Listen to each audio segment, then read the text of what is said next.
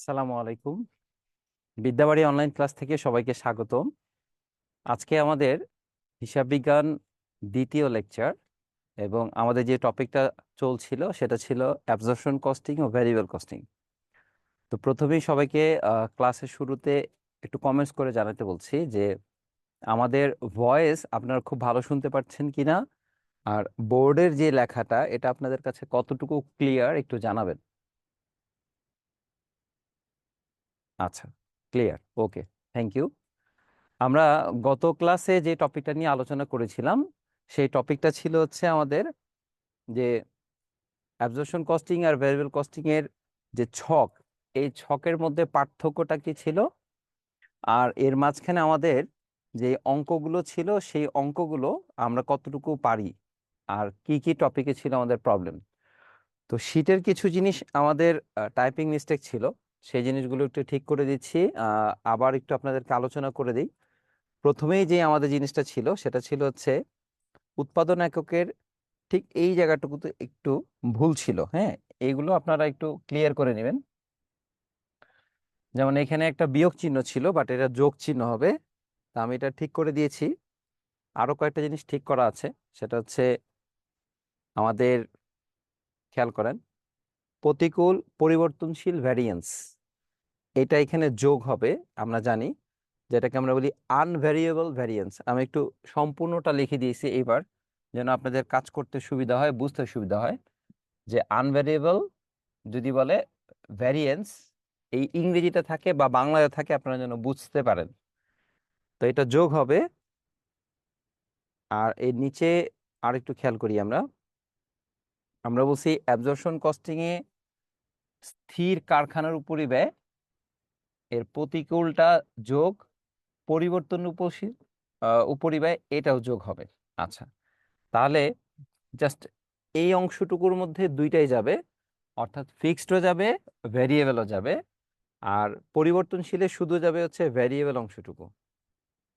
আচ্ছা, এই জায়গায় একটা নোট লিখছিলাম। হ্যাঁ, নোটের এই জায়গাটা আমি আবার একটু ঠিক করে দিছি। এই জিনিসগুলোকে জানাই দেওয়ার অর্থ হচ্ছে আপনারা যখন আগের শীটটা দেখতেছেন আর এটার সাথে এই আপডেটগুলো একটু ক্লিয়ার যেন হয়। হ্যাঁ, আচ্ছা।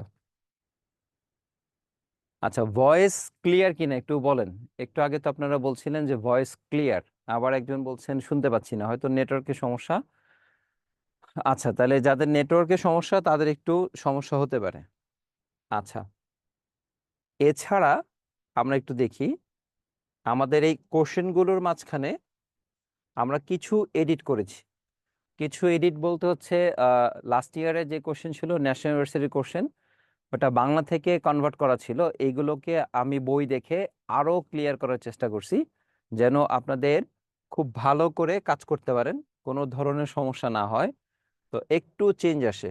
এই চেঞ্জ আহামরি কোনো চেঞ্জ না, এগুলো নামে বা বানানে একটু চেঞ্জ ছিল, এগুলো ঠিক করা হয়েছে, এডিট করে দিয়েছি যেন টাইপিং মিস্টেক গুলো একটু ঠিক হয়। হ্যাঁ, আচ্ছা। আর কোথাও ভুল আছে কিনা আপনারা নতুন শীটে একটু দেখে নেবেন, তাইলে হবে। আচ্ছা, গত ক্লাসের আমাদের যে অঙ্কগুলো ছিল তার মধ্যে আপনারা একটু আমাকে নাম্বার বলেন যে কোন নাম্বারটা আপনারা বুঝেন নাই বা প্রবলেম আছে এখনো, সেটা একটু বললে আমি আবার একটু ক্লিয়ার করি। আচ্ছা, আমি একটা কোশ্চেন আসছি 2012-14 2 নাম্বার অঙ্কটা, যদি একটু কমেন্টস করেন। 6 নাম্বার। আচ্ছা, 2017 সাল। এটা আজকের আলোচনার বিষয়ে আলোচনা করব। আমি জিজ্ঞেস করছি লাস্ট ক্লাস, গত ক্লাসে। আচ্ছা, একজন বলছেন 5 নম্বর অঙ্কের প্রতিকূল। আচ্ছা, উপরিব্যয়টা একটু ক্লিয়ার করে বুঝাই দিবেন 5 নাম্বারটা। আচ্ছা, আসেন, আমাকে একটু সালটা উল্লেখ করেন। হ্যাঁ, 5 নাম্বার অঙ্কটা কত সালের এটা একটু উল্লেখ করেন।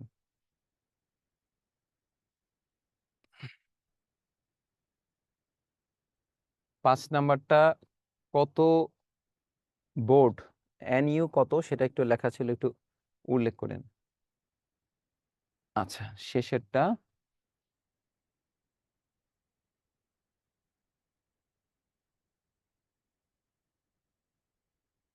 আচ্ছা, আমি একটু উপরের দিকে যাই। হ্যাঁ, দেখেন আপনাদের কোনটা চলে আসছে।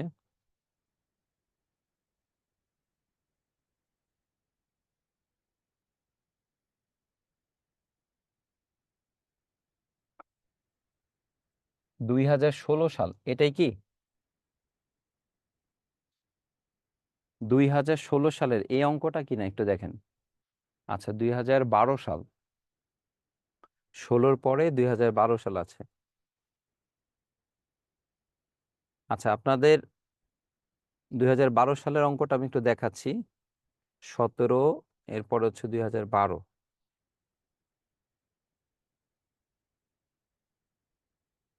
আজকে একটু এডিট করছি আপনাদের গত ক্লাসের তুলনায়, আজকে একটু এডিট করা, তো আপনারা একটু দেখে আমারে জানান।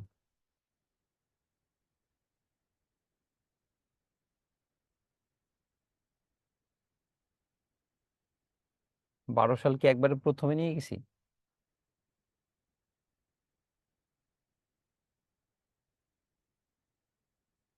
2012 সাল। আচ্ছা, আমাকে একটু একজনের সাথে কথা বলতে দেন, দেখি ওরা একটু আমাকে সার্চ করে দেখ। হ্যালো। হ্যাঁ স্যার, বলেন দেখি। আসসালামু আলাইকুম স্যার। ওয়ালাইকুম আসসালাম। আমি একটু কথা বলি। মুস্তাফিজুল ইসলাম বলছিলাম স্যার, এই যে 2012 সালের হ্যাঁ। এইখানে একটা জায়গাতে একটু প্রবলেম আছে। জি। প্রবলেমটা হচ্ছে স্যার, এই যে একটা প্রশ্নে যান। আচ্ছা, 12 সালটা কি একবারে প্রথমে আছে? আমাকে একটু বলেন তো, নতুন স্যার পিডিএফটা যারা একেবারে পাচ্ছেন। লাস্ট অঙ্ক 6 নাম্বার অঙ্কটা ছিল, মানে আপনি যে আপডেটটা করছেন তার 6 নাম্বার ম্যাথটা। আপডেটের 6 নাম্বারটা না? হ্যাঁ, আচ্ছা দেখেন একটু। আপডেটের এই যে 6 নাম্বারটা, এটা তো 2013 সাল লেখা। আচ্ছা, এটাই কি 2 বছরে, জানুয়ারি আর হচ্ছে ফেব্রুয়ারি? হ্যাঁ, হ্যাঁ, হ্যাঁ, জানুয়ারি আচ্ছা ফেব্রুয়ারি। ফাইন, ওকে। এটা মূলত হচ্ছে 2013 সালে আসছে, আগেরটা ছিল 12টা, পরে দেখলাম যে না, 12তেও আসছে, 13তেও আসছে, 13। আচ্ছা ঠিক আছে, ওকে। এটার আচ্ছা মধ্যে কি স্যার, প্রবলেম এখানে একটু একটা বলেন আমাকে। প্রশ্ন ছিল আমার। হ্যাঁ। স্যার প্রশ্নটা হচ্ছে, এখানে তো আমাদের কোনো মানে হচ্ছে প্রকৃত উৎপাদন বা এইভাবে কোনো কিছু দেওয়া নাই, জি। সরাসরি হচ্ছে উৎপাদন দেওয়া আছে। এইখানে যে কারখানার একটা নির্দিষ্ট যে একক উৎপাদন করতে পারে সেইটা দেওয়া নাই, আসলে স্বাভাবিক উৎপাদন যেটা। এটা আমি গত ক্লাসেও তো বলছিলাম যে এটা দেয়া নাই এই অঙ্কে, বাট এই অঙ্কে হ্যাঁ, বের করার একটা ছোট্ট ওয়ে বলছিলাম।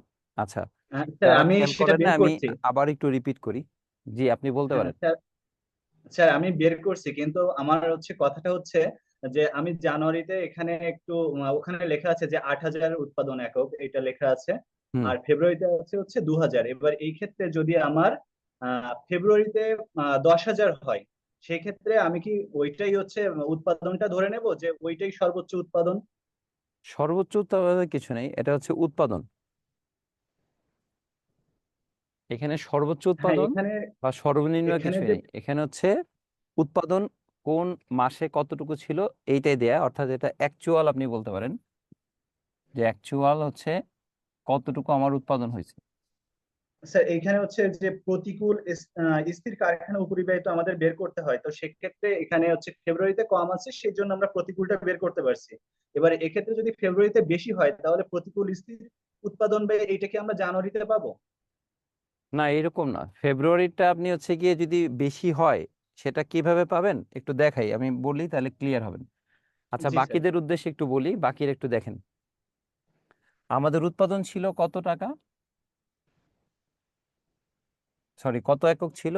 8,000 একক ছিল, হ্যাঁ, 8,000 ইউনিট। যে লাইনে ছিলেন সে কি আছেন, দীপ? জি স্যার, আছি। আচ্ছা, উৎপাদন ছিল 8,000 একক। আচ্ছা এখন দেখেন, একক প্রতি কারখানা উপরিব্যয় এটা কি দেয়া থাকে? জি, আছে। না, এটা কি দেয়া থাকে না, আমাদের সব আগের ক্ষেত্রে দেওয়া অঙ্কগুলো? থাকে না, সব ক্ষেত্রে এটা দেওয়া থাকে না। আচ্ছা, কোনো অঙ্কেই দেয়া থাকে না। আমাদের প্রত্যেকটা অঙ্কে আমরা বের করে নিই, কিভাবে বের করে নিই? হ্যাঁ। আমরা একটা অ্যামাউন্ট দেয়া থাকে, ধরেন 1,60,000 টাকা, ভাগ জি, হচ্ছে 1,60,000 একক। তখন আমরা বের করি প্রতি একক 1 টাকা করে। ঠিক জি। এইরকম ভাবে আমাদের অন্য অন্য যে কোনো অঙ্কে এটা বের করতে হয়, অর্থাৎ এটা দেয়া থাকে না। ঠিক আছে। আচ্ছা, এই অঙ্কে দেয়া আছে। এটা এখন আমাকে গুণ দিয়ে দিব হচ্ছে 3 টাকার সাথে, তাহলে কত হয় দেখেন তো, কত আসে স্যার? 24,000। 24,000। এখন বলেন আপনি খরচ কত করছেন? ওখানে ঠিকটাই লেখা আছে। আচ্ছা ফাইন। এখন এইখানে আসেন। আপনি যদি বলেন ফেব্রুয়ারি মাসে, কত একক উৎপাদন করছেন? 2000 একক, 3 টাকা করে, তাহলে কত আসতেছে? 3 দোকানে 6000। হয় অথচ আপনার এখানে কত খরচ করছেন? 24,000। এই হচ্ছে আপনার পার্থক্য ধরতে হবে উৎপাদনের সাথে, আচ্ছা বিষয় না। আচ্ছা, এখন আসেন, আপনার কোশ্চেন ছিল যদি স্যার এটা 2000 না হয়ে 10,000 হইতো, তাহলে আমি গুণ দেন, 10,000 গুণ 3 কত হওয়ার কথা? 30,000। 30। বাট আপনি খরচ করছেন কত? 24,000। তখন আপনি পার্থক্যটা ঠিক এইভাবে বের করে নিতেন যে দশ তখন কি হাজার ওইখানে প্রতিকূলের জায়গায় কি অনুকূল লিখতাম? অনুকূল লিখতাম অবশ্যই। আমরা এখানে ইংরেজি শব্দটার সাথে একটু পরিচিত। ইংরেজি শব্দটা ছিল হচ্ছে আন্ডার অ্যাপ্লাইড, তাই না? জি জি। আচ্ছা, আর আন্ডার ওভার অ্যাপ্লাই অ্যাপ্লাই। শব্দটা হচ্ছে যে আমরা এখানে কম এখানে টাকাটা ধরেছি। Under applied, fixed, factory, overhead. আর যদি বেশি হয় তখন আমরা কি বলতাম? Over applied. মানে এটা হচ্ছে আমার বেশি লেখা হয়ে গেছে, ফিক্সড, ফ্যাক্টরি, ওভারহেড। আন্ডার অ্যাপ্লাইডটা যোগ হয় আর ওভার অ্যাপ্লাইডটা কি হয়? বিয়োগ হয়। আর এটা যদি আপনি বাংলা করেন, তাহলে আমরা এটাকে যদি প্রতিকূল বলি, তাহলে এটাকে অনুকূল বলাটাই ভালো আমাদের জন্য। হুম। আচ্ছা, এখন ক্লিয়ার হয়েছেন? জি স্যার। স্যার ঠিক আছে। আরেকটা প্রশ্ন ছিল। জি, এই আহ, অঙ্কেই। সেটা হচ্ছে এই যে আমরা গ্রসন ব্যয় পদ্ধতিটা করি, এইখানে কি আমাদের কোথাও ওই যে মোট বা নিট অনুদান প্রান্ত এরকম কোনো কিছু লেখা লাগবে কিনা? আচ্ছা, আমাদের মোট আর নিট শব্দটা লিখতে হয় কোন নিয়মের মধ্যে একটু বলবেন? ওটা লিখতে হয় হচ্ছে প্রত্যক্ষ ব্যয় পদ্ধতি বা পরিবর্তনশীল ব্যয় পদ্ধতিতে। জি জি জি, ওইখানেই লিখতে হয়। আর আমাদের এই পদ্ধতিতে কখন এটা লিখতে হয় না, কারণটা কি একটু বলবেন? স্যার এটা তো বুঝতে পারতেছি না আসলে, সেই আচ্ছা, জন্য আপনার কাছে কারণটা আমি তাহলে শোনা আর কি। ক্লিয়ার করি আপনাকে। আমরা যখন বিক্রয় থেকে বিক্রিত পণ্যের ব্যয়টা বাদ দিব, তখন আমরা যেই টাকাটা লিখবো, এই টাকাটাকে আমরা বলছি এখানে মোট লাভ শব্দটা ব্যবহার করতে পারি। হ্যাঁ, বিক্রয় থেকে বিক্রিত পণ্যের ব্যয় বাদ দিলে মোট লাভ। আর এই দিক থেকে আমরা যখন এই পরিচালন ব্যয়গুলো বাদ দেই বা বাণিজ্যিক ব্যয় বাদ দেই, তখন এখানে আমরা যে শব্দটা ব্যবহার করি সেটা হচ্ছে নিট লাভ। আচ্ছা, আর আমার পরিবর্তনশীল বা প্রত্যক্ষ পদ্ধতিতে আমরা বিক্রয় থেকে এখানে যেটা বাদ দেই সেটা হচ্ছে variable cost of goods sold, যেটাকে আমরা বলি হচ্ছে পরিবর্তনশীল বিক্রিত পণ্যের ব্যয়। এই ভ্যারিয়েবলটা বাদ দিলে তখন আমরা আর এখানে মোট লাভ শব্দটা বলতে পারি না, তখন আমরা এখানে বলি মোট কন্ট্রিবিউশন মার্জিন, যেটাকে বলি গ্রস কন্ট্রিবিউশন মার্জিন, অনুদান প্রান্ত। বাংলা হচ্ছে অনুদান প্রান্ত। হ্যাঁ। আচ্ছা, এটা হচ্ছে আপনি ভ্যারিয়েবলটা বাদ দিলে তখন এটা বলতে হবে যে অনুদান প্রান্ত, তখন আপনি মোট লাভ বলতে পারবেন না। আর এর পরে যেটা আমরা বলি সেটা হচ্ছে নিট অনুদান প্রান্ত। অনুদান প্রান্ত। তাহলে এটা শুধুমাত্র কোন পদ্ধতিতে করব? পরিবর্তনশীল। প্রত্যক্ষ ব্যয় বা পরিবর্তনশীল ব্যয় ঠিক পদ্ধতি। আছে, আপনার কোশ্চেন অ্যান্সার পেয়েছেন? আর কোনো কোশ্চেন আছে? জি স্যার, আর কোনো অ্যান্সার নেই, থ্যাংক ইউ স্যার। ঠিক আছে, ধন্যবাদ আপনাকে। আচ্ছা, এরপরে আর কারো কোনো কোশ্চেন আছে অঙ্কের গত ক্লাসের টপিকে? আবার একটু স্যার বলি আমি আসসালামু আলাইকুম। আপনাদেরকে। হ্যাঁ, ওয়ালাইকুম আসসালাম। কথা বলতেছি, একটু শুনে নেন বাকিরা। সেটা হচ্ছে আমরা স্যার, যারা গত ক্লাস করেছিলাম তার মধ্যে অনেকেই অঙ্ক খুব ভালো পারি, আবার অনেকেই দেখা গেছে অঙ্ক কম পারি, বা অনেকে প্র্যাকটিস করার সুযোগ পায়নি। আবার এমন হয়েছে নতুন গতকাল ক্লাস নেওয়ার পরে আবার নতুন অনেকেই আমাদের এই গ্রুপে জয়েন করছে, অর্থাৎ ভর্তি হয়েছে। তো এরা আমার ক্লাস পায়নি, তো রেকর্ড ক্লাস দেখছে, রেকর্ড ক্লাস দেখে কিছু কিছু প্রবলেম আসছে। তো ওই প্রবলেমগুলোকে অবশ্য আমাকেই সলভ করে দিতে হবে, কারণ সবাই আপনারা এখানে একটা ভালো প্রিপারেশন নিতে আসছেন। এই জন্য কিছুটা সময় আমরা যদি মনে করি অন্যদের প্রয়োজন হচ্ছে, আমরা একটু ছাড় দিয়ে নিব বাকিদের ক্ষেত্রে। আচ্ছা, ঠিক আছে, কে বলছেন একটু বলেন নামটা। স্যার নিয়ন বলতেছিলাম স্যার। আচ্ছা, ঠিক আছে। জি, স্যার ভালো আছেন? আলহামদুলিল্লাহ, আপনি ভালো আছেন? জি স্যার, আছি আলহামদুলিল্লাহ। স্যার এই যে দুইটা ডেটের একটাই অঙ্ক ছিল আমাদের দেওয়া, আপনার এখানে মনে হয় 2013-17 দেওয়া, আর আমাদের শীটে ছিল 2012 লাস্টের যে অঙ্কটা, দুইটা ডেটের, আচ্ছা, এখন যেটা দিলাম জানুয়ারি না। ফেব্রুয়ারি। জি জি জি স্যার। আচ্ছা, স্যার এই ঠিক অঙ্কটা আছে। একটু যদি করায় দিতেন তাইলে ভালো হইতো আর কি। আচ্ছা, ঠিক আছে, এই অঙ্কটা আপনি গত ক্লাসে পান নাই? স্যার গত ক্লাসে তো এই অঙ্কটা মনে হয় করানো হয় নাই স্যার। দুই ডেটেরটা আমরা করাইনি, মনে তো হয় করাইছি। না স্যার, ওই করাই নেই, যেটা আমি এটা গত বাকি ক্লাসে আমি রাখছিলাম না? করেছি স্যার। আচ্ছা, জি যদি স্যার। বাকি রাখি তাহলে এটা আমি দেখাই দিচ্ছি, অনেকেই হয়তো নিজেরাই প্র্যাকটিস করে পারছে। আচ্ছা ঠিক আছে, তাহলে স্যার আমি আরেকটা ব্যাপার ছিল স্যার, দেখাচ্ছি। ওকে, আরেক আরেকটা ব্যাপার। আরেকটা ব্যাপার হচ্ছে স্যার, ওই যে গ্রসন পদ্ধতিতে ওই যে এক ভাইয়া প্রশ্ন করছিল যে ওই যে নিট অনুদান প্রান্ত আর মোট অনুদান প্রান্ত যে আমরা লিখি না, ওই জায়গায় যে ইয়েটার পরে যে প্রতিকূল স্থির কারখানা উপরিব্যয় যেটা, হুম। ওইটা যোগ করার পরে যে টাকাটা হইছে, স্যার আপনি একটু কষ্ট করে স্যার যদি যে 2010-এ যাইতেন, জাতীয় বিশ্ববিদ্যালয় 2010, আচ্ছা যাচ্ছি, যে আকাশ এখানে কোম্পানি একটা, লিমিটেডের। এখানে একটা আছে, দেখেন। জি স্যার। এখানে হচ্ছে আপনার গ্রোসন ব্যয় পদ্ধতি আছে, হ্যাঁ। জি জি এখানে স্যার। জি আপনারা স্যার। বলতে চাচ্ছেন এই একটা নাম দেওয়ার জন্য। জি জি জি স্যার, এই আচ্ছা, জায়গায় এখানে আমরা একটা নিট নাম নিট দেয়া যাবে, সমস্যা নেই, এই নিট নামটা হচ্ছে অনুদান প্রান্ত, স্যার নিট অনুদান প্রান্ত দিচ্ছি স্যার, অনুদান না। ওইটা নিট অনুদান। আচ্ছা, গ্রসের যেটা আমরা বললাম হচ্ছে গ্রোসন পদ্ধতি জি বা স্যার। জি স্যার। Absorption hello. সিস্টেমে, এখানে মোট লাভ শব্দটা বলতে পারেন, এটা নিট লাভ। আচ্ছা, আচ্ছা আর আচ্ছা। আমাদের অন্য যে তাইলে। অঙ্কগুলোর কথা বলতেছেন, একটু দেখাই নেই, জি যেহেতু স্যার। কোশ্চেন করছেন, আমি কোশ্চেন উত্তরটা দিয়ে দিই। আচ্ছা, আপনার কোশ্চেন ছিল হচ্ছে যে আমাদের এই অংশটুকুতে নামটা কি হবে, এই তো পরিবর্তনশীল, তাই না? জি আচ্ছা, এই জায়গাটার জি মধ্যে স্যার। আমরা বলছি যে বিক্রয় থেকে পরিবর্তনশীল যখন আমরা ব্যয়টা বাদ দিব, বিক্রিত পণ্যের ব্যয়, তখন আমরা এখানে একটা শব্দ লিখবো, সেটা হচ্ছে অনুদান প্রান্ত। জি স্যার। প্রথমটাকে লিখবো মোট অনুদান প্রান্ত, আর এরপরে আমরা পরিবর্তনশীল বাদ দেওয়ার পরে বাণিজ্যিক ব্যয়টা নাম দিব নিট অনুদান প্রান্ত। এখন আপনার কোশ্চেন হচ্ছে যে এই জায়গায় কোনো নাম দেওয়া লাগবে কিনা, না না না স্যার, এই যে তাহলে? আমার প্রশ্ন হচ্ছে স্যার, ওই যে গ্রসন পদ্ধতিতে স্যার, এটা তো হচ্ছে পরিবর্তনশীল, এইটা তো আচ্ছা এটা স্যার মোটামুটি মুখস্থ হয়ে গেছে। আচ্ছা, আর গ্রোসন এখন হচ্ছে পদ্ধতি স্যার। এখানে মোট জি লাভ স্যার। শব্দটা ব্যবহার করতে পারেন। মোট লাভ ব্যবহার করবো। হ্যাঁ ওকে হ্যাঁ, স্যার। মোট লাভ। একটু একটু ছিল স্যার। এটা হচ্ছে মোট লাভ, আর এটা হচ্ছে নিট লাভ। মোট লাভ সম্পর্কে তো আমরা জানি না, এটাকে ইংরেজিতে কি জি বলি স্যার। আমরা? Gross profit. জি স্যার। স্যার আচ্ছা টাইমিং তো মিলাইতে পারতেছি না স্যার, 18 মিনিটে হইতেছে না স্যার। আচ্ছা, ঠিক আছে, আমাদের এই অঙ্কগুলো 18 মিনিটে আপনি প্রথমবার করলে হবে না, এটা আপনাকে কয়েকবার করতে হবে, ধরেন 4 বার 5 বার করবেন। ঠিক আছে, আমি এটা বলি যে প্রথমবার করলেন 30 মিনিট, এর পরের বার করবেন 20 মিনিট, এরপরে 18 মিনিট, 3 বার না হলে 5 বারে যেতে হবে, অর্থাৎ একই অঙ্ক বারবার করতে হবে। আচ্ছা, আরেকটা স্যার জিনিস আদাব, হচ্ছে, আদাব একটু স্যার। বলেই দেই, আপনারা অনেকদিন মনে হয় পড়াশোনা থেকে একটু গ্যাপে ছিলেন, হ্যাঁ। অনেকদিন স্যার। জি স্যার। অনেকদিন, এই যে গ্যাপটা ছিল, এই গ্যাপটার কারণে দেখা গেছে যে স্কেল ধরতে গেলেও আমাদের সমস্যা হচ্ছে, ক্যালকুলেটরের ডিজিট গুলো মনে হচ্ছে যে নতুন নতুন লাগতেছে, এটাই স্বাভাবিক। তো এটা স্যার জাস্ট, ক্যালকুলেটর কি ইউজ করতে পারবো স্যার? আচ্ছা, ক্যালকুলেটর হচ্ছে সাধারণ ক্যালকুলেটর ব্যবহার করা যাবে, হ্যাঁ। সায়েন্টিফিক না জি স্যার। নেওয়াটাই ভালো। আর সায়েন্টিফিকের মধ্যে নিলেও প্রবলেম করে বা করে না, এরকম একটা কনফিউশন থাকে, অনেকে বলে 100 ms, এটা সাধারণ ক্যালকুলেটরের মতোই নেওয়া যায়। তবে আমি বলবো যে আপনারা যেহেতু অ্যাকাউন্টিং পরীক্ষা দিবেন, এখানে কোনো পাওয়ার, এখানে অন্য কোনো মান ব্যবহার করার জন্য কোনো কিছু প্রয়োজন হয় না, যেটা ফিনান্সে প্রয়োজন হয়। অর্থাৎ সাধারণ ক্যালকুলেটর আপনারা একটা কিনে নেন, আর আগে থেকে কেনার কথা একটাই বলতেছি, যে আমাদের ক্যালকুলেটরের সাথে একটা সম্পর্ক তৈরি করতে হবে, যে কত দ্রুত আমি ক্যালকুলেটর এখানে ক্যালকুলেট করতে পারছি।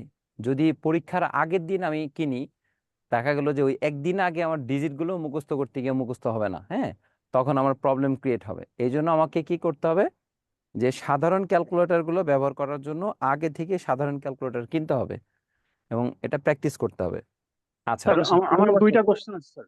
জি। স্যার আমি খুলনা থেকে সৌমেন বলছি। আচ্ছা, জি, বলেন। স্যার ওই এটা যে কোনো একটা সমন্বয় বিবরণীতে যদি যাইতেন, এই যে সমন্বয় বিবরণী একটু যদি উপরে উঠাতেন সমন্বয় বিবরণীতে। জি, উঠাইলাম। স্যার এইখানে হচ্ছে এই এই যে নিট লাভের পার্থক্য, আপনি গ্রসন পদ্ধতি প্রথম দিছেন, আমি যদি প্রত্যক্ষ পদ্ধতি প্রথমে দেওয়া যাবে কিনা, এই যে আচ্ছা, নিট এটা লাভের যদি পার্থক্য। প্রথমে প্রত্যক্ষ পদ্ধতি দেন, তাহলে মজুদ পণ্যের এটাও প্রথমে প্রত্যক্ষ পদ্ধতি দিবেন। ওই দুইটা সেম। আর হচ্ছে অঙ্কের সমন্বয় বিবরণী যদি না চাই, আমাকে বাধ্যতামূলকভাবে দিতে হবে কিনা, এই যেটা যদি ক্লিয়ার করতে। না, না চাইলে ও তো অঙ্কে কোনোটাই চাইলো দেওয়ার না কোনো প্রয়োজন তখন। নাই। তবে যদি আপনি দেন, সেটা হচ্ছে আপনার কাছে একটা কনফিউশন ক্লিয়ার হবে, যে আমি দুইটাই যেহেতু অ্যান্সার মিলছে, আমি যে ক্যালকুলেশনগুলো করছি সেই ক্যালকুলেশনগুলো ওকে।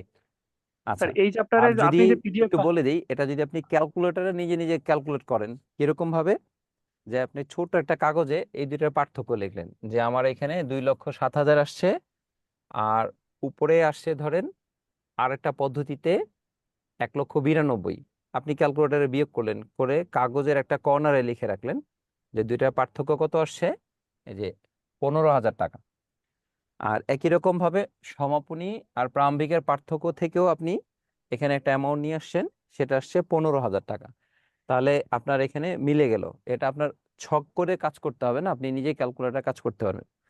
আচ্ছা, ছোট্ট একটা মজার বিষয় শেয়ার করি, দেখেন আজকে এডিট করছি, তারপর আবার এখানে একটা শূন্য কমে গেছে।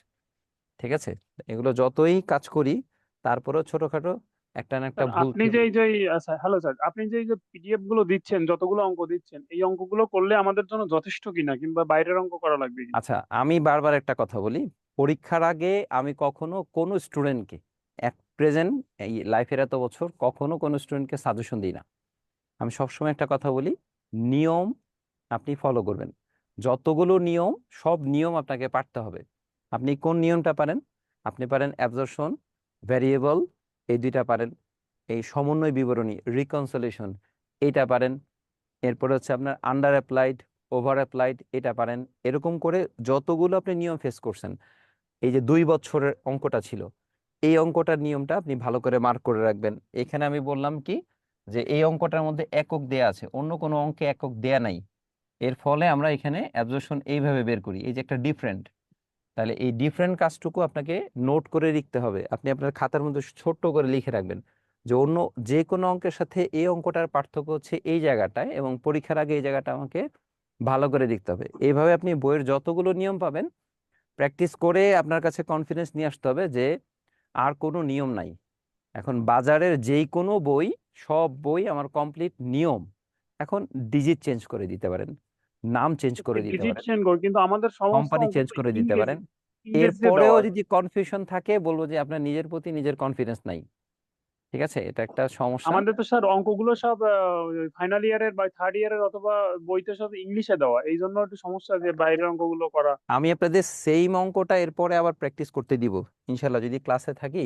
সেম অঙ্ক দিব, ইংরেজিতে দিব, এবং আপনাদেরকে আমি এক্সাম নিব বাংলায় কনভার্ট করে দেওয়ার জন্য। আপনারা ইংরেজি প্রশ্নটা বাংলায় কনভার্ট করে কিভাবে লিখতে হয় সেই প্র্যাকটিসটাও করবেন।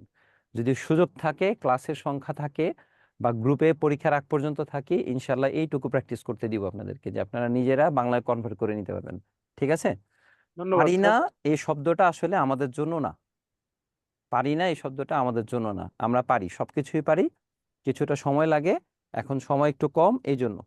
আচ্ছা, আমরা অন্যদের কাছে একটু যাই, হ্যাঁ। আমাদের নতুন যে অঙ্কটা আছে এটা একটু বুঝাবো, যদি কারো কোনো কোশ্চেন থাকে একটু দ্রুত করেন, আমরা বুঝাতে যাবো। আর কেউ আছেন এখানে, লাইনে কেউ আছেন কিনা? স্যার আসসালামু আলাইকুম। জি, ওয়ালাইকুম আসসালাম। স্যার আমি শর্মি ফেনী থেকে বলতেছিলাম। জি, বলেন। স্যার সময়টা তো কোনোভাবেই কাভার দিতে পারতেছি না, মানে আচ্ছা, কত মিনিমাম মিনিট আমার লাগছে আপনার 25 অঙ্ক মিনিট করতে? লাগে। 25 মিনিট লাগে। 25 মিনিট? আপনি কি জানেন আপনার সাথে যারা আছে অনেকে 40 মিনিটও লাগে? তা আসলে আমি ম্যাথ গুলা কিছুদিন আগে এমবিএ এর জন্য করছিলাম। আচ্ছা, ঠিক এমবিএ তে আছে। ছিল আমাদের। ওকে, এরপরেও আমার 25 মিনিট থেকে আমি আগাইতে পারতেছি না। ফাইন। তাহলে আমি আপনাকে কি বললাম, যে আপনি অন্যের তুলনায় একটু আগে আছেন। অন্যদের এটা আপনার প্রায়, যে বললাম 40 মিনিট লাগে, কেউ কেউ আমাকে এভাবে ব্যাখ্যা দিয়েছে। আবার এই যে আপনাদের এক্সাম নিব, এক্সাম নিয়ে আপনি নিজেই দেখবেন যে একই প্রশ্ন অনেকবার অনেকবার যে প্র্যাকটিস করার পরেও কেউ কেউ দেখবেন যে 30 মিনিট সময় লাগতেছে। তাহলে এখন 25 মিনিট লাগলে এক্সামেরও 5 মিনিট বেশি লাগবে, এটা স্বাভাবিক। আরেকটা একটা টিপস বলি, সেটা হচ্ছে আমাদের কিছু কিছু ম্যাথ খুব সহজ আসবে, যেগুলো আমরা ধরেন 15 মিনিটেও শেষ করে ফেলতে পারবো এরকম। তো সেই জায়গাগুলোতে আমরা কি করব, টাইম কাভারেজ করে নিব। আর থিওরি লেখার সময় খুব সাবধানে থাকবো, থিওরিটা যেন আমরা কোনোভাবেই ওই 18 মিনিটের বেশি না লিখি। অনেকে দেখা যাবে যে কাকে বলে এটাও 3 জন 4 জন রাইটারের লেখক দেয়, অথচ এটা খুব প্রয়োজন না, একজন রাইটারের এনাফ। আবার উৎপত্তি থেকে আসছে শব্দটার, এরকম অনেক অনেক এক্সট্রা এক্সট্রা কথাগুলো লেখে, যেগুলো আমি আমার লেকচারে আপনাদেরকে বলবো যে কিছু কিছু সময় এগুলোকে অ্যাভয়েড করবেন, যদি আপনার হাতে সময় কম থাকে, বা এটার সাথে আরো কিছু জিনিস অ্যাড করে তখন। ঠিক আছে? আচ্ছা, ফাইন। আমরা অঙ্ক রিলেটেড কিছু কোশ্চেন করি। অঙ্কে আপনার কোনো কোশ্চেন আছে? স্যার, অঙ্কে কোনো প্রবলেম আছে? ওকে, আমাদের গ্রুপে টোটাল কতজন স্টুডেন্ট আছে আপনাদেরকে একটু বলে দেই। সেটা হচ্ছে এট প্রেজেন্ট, কিছুক্ষণ আগেও দেখলাম যে আমাদের গ্রুপে 810 জনের উপরে মেম্বার আছে। এখন 810 জনের মধ্যে যদি আমাদের সাথে কথা বলার ক্ষেত্রেও প্রতিদিন আমরা 50 জনের সাথেও কথা বলি, 2 মিনিট করে কথা বলি, তাহলে খেয়াল করেন আমাদের ক্লাস আওয়ার শেষ 810 জনের মধ্যে। তাহলে আমরা আসলে এত কথা বলার সুযোগ পাবো না। ইম্পর্টেন্ট যারা যারা আছেন এটা বলবেন, আর আমি প্রতি ক্লাস শেষেই আপনাদেরকে একটা কোশ্চেন করব যে গত ক্লাসের কোন টপিকটা আপনারা বুঝেন নাই। যারা যারা প্রবলেম ফেস করবেন সেই জিনিসগুলো আমাকে একটু ওইখানেই লিখবেন, তাহলে আমি ম্যাক্সিমাম অ্যান্সারটা দিয়ে দেওয়ার চেষ্টা করব। আচ্ছা, আমরা এই অঙ্কটার দিকে একটু আসি, যদি কারো কোনো কোশ্চেন থাকে আমরা আবার শুনবো। জাতীয় বিশ্ববিদ্যালয়ে 2013 সালে এই অঙ্কটা আসছিল। এখানে আমাদের 2 বছরের তথ্য ছিল, অনেকেই পারি, জানুয়ারি আর হচ্ছে ফেব্রুয়ারি। আচ্ছা, 2 বছর বা 2 মাস এইরকম ইনফরমেশন গুলোর মধ্যে আমরা একটা কাজ করি, সেটা হচ্ছে মেইন প্রবলেম কোথায় পড়ি একটু বুঝাই দিই আপনাদেরকে, যে পরীক্ষার হলে ভুলটা করি কোথায়। সেটা হচ্ছে এই সমাপনীটা পরের মাসে বা পরের বছরে প্রারম্ভিক হিসেবে আসে, সমাপনীটা। এইটা আমাদের অনেকের ক্ষেত্রে ভুল হয়, আমরা খেয়াল করি বা অনেক সময় হচ্ছে খেয়াল করি না। তো আমরা প্রশ্নের দিকে আসি। গত ক্লাসে বুঝাইছিলাম কিনা আমার পুরোপুরি খেয়াল আসতেছে না, আমি আবার একটু প্রথম থেকে বুঝাই। আমাদের অঙ্কের সবার প্রথমে যে জিনিসটা বের করতে হবে সেটা হচ্ছে আমার বিক্রয় কত একক ছিল। প্রশ্নে বলা আছে 4000 একক। আচ্ছা, কত টাকা করে আমি বিক্রয় করছি? বলা আছে একক প্রতি বিক্রয় মূল্য হচ্ছে আমার 20 টাকা করে। তাহলে আমি যদি গুণ দেই, তাহলে এখানে আমার বিক্রয় আসবে 4 দোকানে 8, অর্থাৎ 80,000 টাকা। তাহলে আমার বিক্রয়ের কাজ শেষ। এখন বাদ দিব বিক্রিত পণ্যের ব্যয়। বিক্রিত পণ্যের ব্যয়ের মধ্যে আমার সবার প্রথমে লাগবে হচ্ছে প্রারম্ভিক মজুদ। দেখেন এই অংশে উৎপাদনের একক আছে, আর এখানে কোথাও প্রারম্ভিক নাই। আচ্ছা, তাহলে প্রারম্ভিক যদি না থাকে তাহলে আমরা এখানে প্রারম্ভিক কত বুঝবো কিভাবে?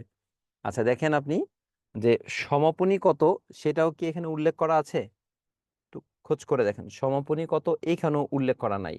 আচ্ছা, তাহলে আমি এখানে ছিল 8,000 উৎপাদন করছি, আমি বিক্রয় করছি কত? আমি 4,000। তাহলে আমরা এটাকে কিভাবে সাজাচ্ছি একটু দেখাই আপনারা। প্রথমে যে প্রারম্ভিক মজুদ আমার এখানে তথ্য নাই, আমি উৎপাদন করছি 8,000 একক, এখান থেকে বিক্রয় করছি হচ্ছে 4,000 একক, তাহলে আমার সমাপনী থাকবে 4,000 একক। তাহলে সমাপনী, আচ্ছা সমাপনীটা যদি আমার এখানে দেয়া না থাকে তাহলে সমাপনীটা আমরা ঠিক এইভাবে বের করব, যে শুরুতে কত ছিল, এর সাথে উৎপাদন কত উপরে লিখে দিছি, বাদ হচ্ছে বিক্রয় কত। আচ্ছা, তাহলে প্রথম সমাপনীটা আমার নির্ধারণ করা হয়ে গেল। আর আমি একটু আগে বলছিলাম যে এই সমাপনীটাই পরেরটার হচ্ছে প্রারম্ভিক। দ্বিতীয় বছরের তথ্যে আসেন বা দ্বিতীয় মাসের, এখানে দেখেন উৎপাদন ছিল হচ্ছে 2,000। তাহলে ঠিক একই রকম ভাবে আপনি ওই ছকের মধ্যে মান বসায় দেন, যে উৎপাদন ছিল কত আপনার,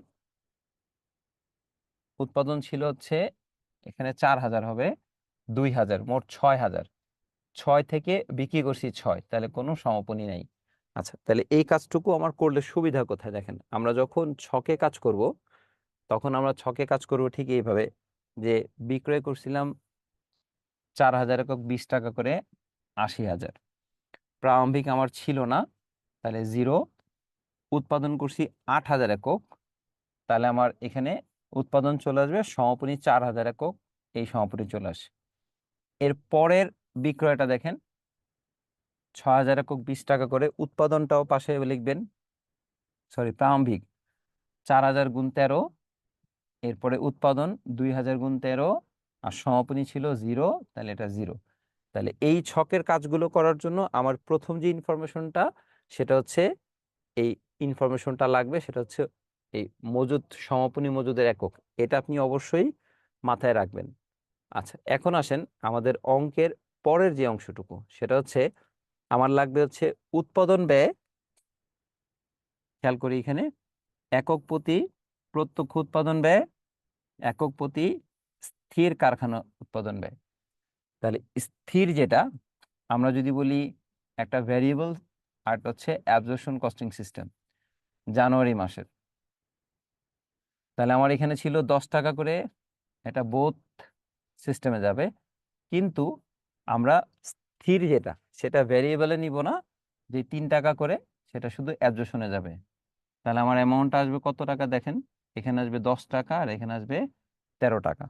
আমরা এই কাজটুকুই আপনাদেরকে ছকে দেখাই দিছি খুব সুন্দর করে, জাস্ট এটা ফলো করলেই হবে।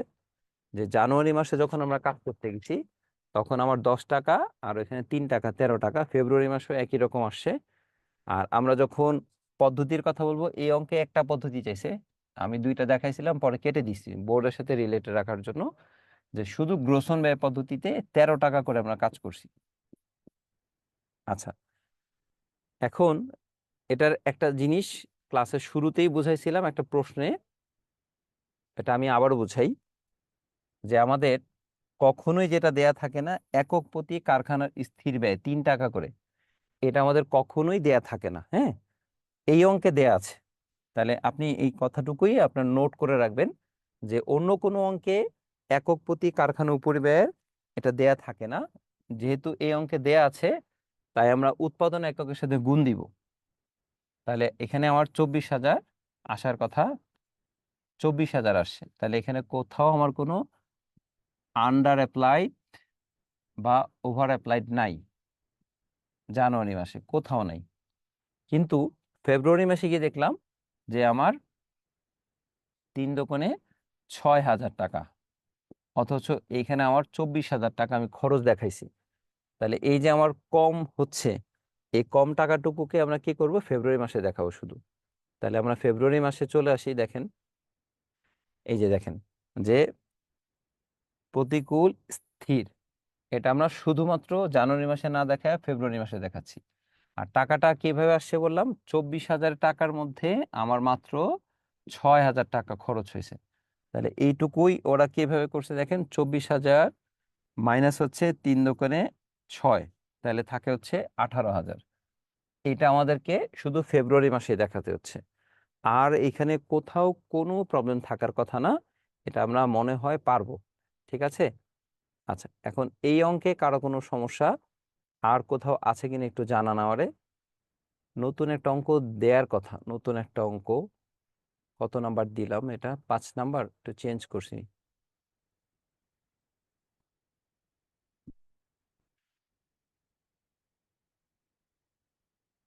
মেবি এই অঙ্কটা দিছি নতুন।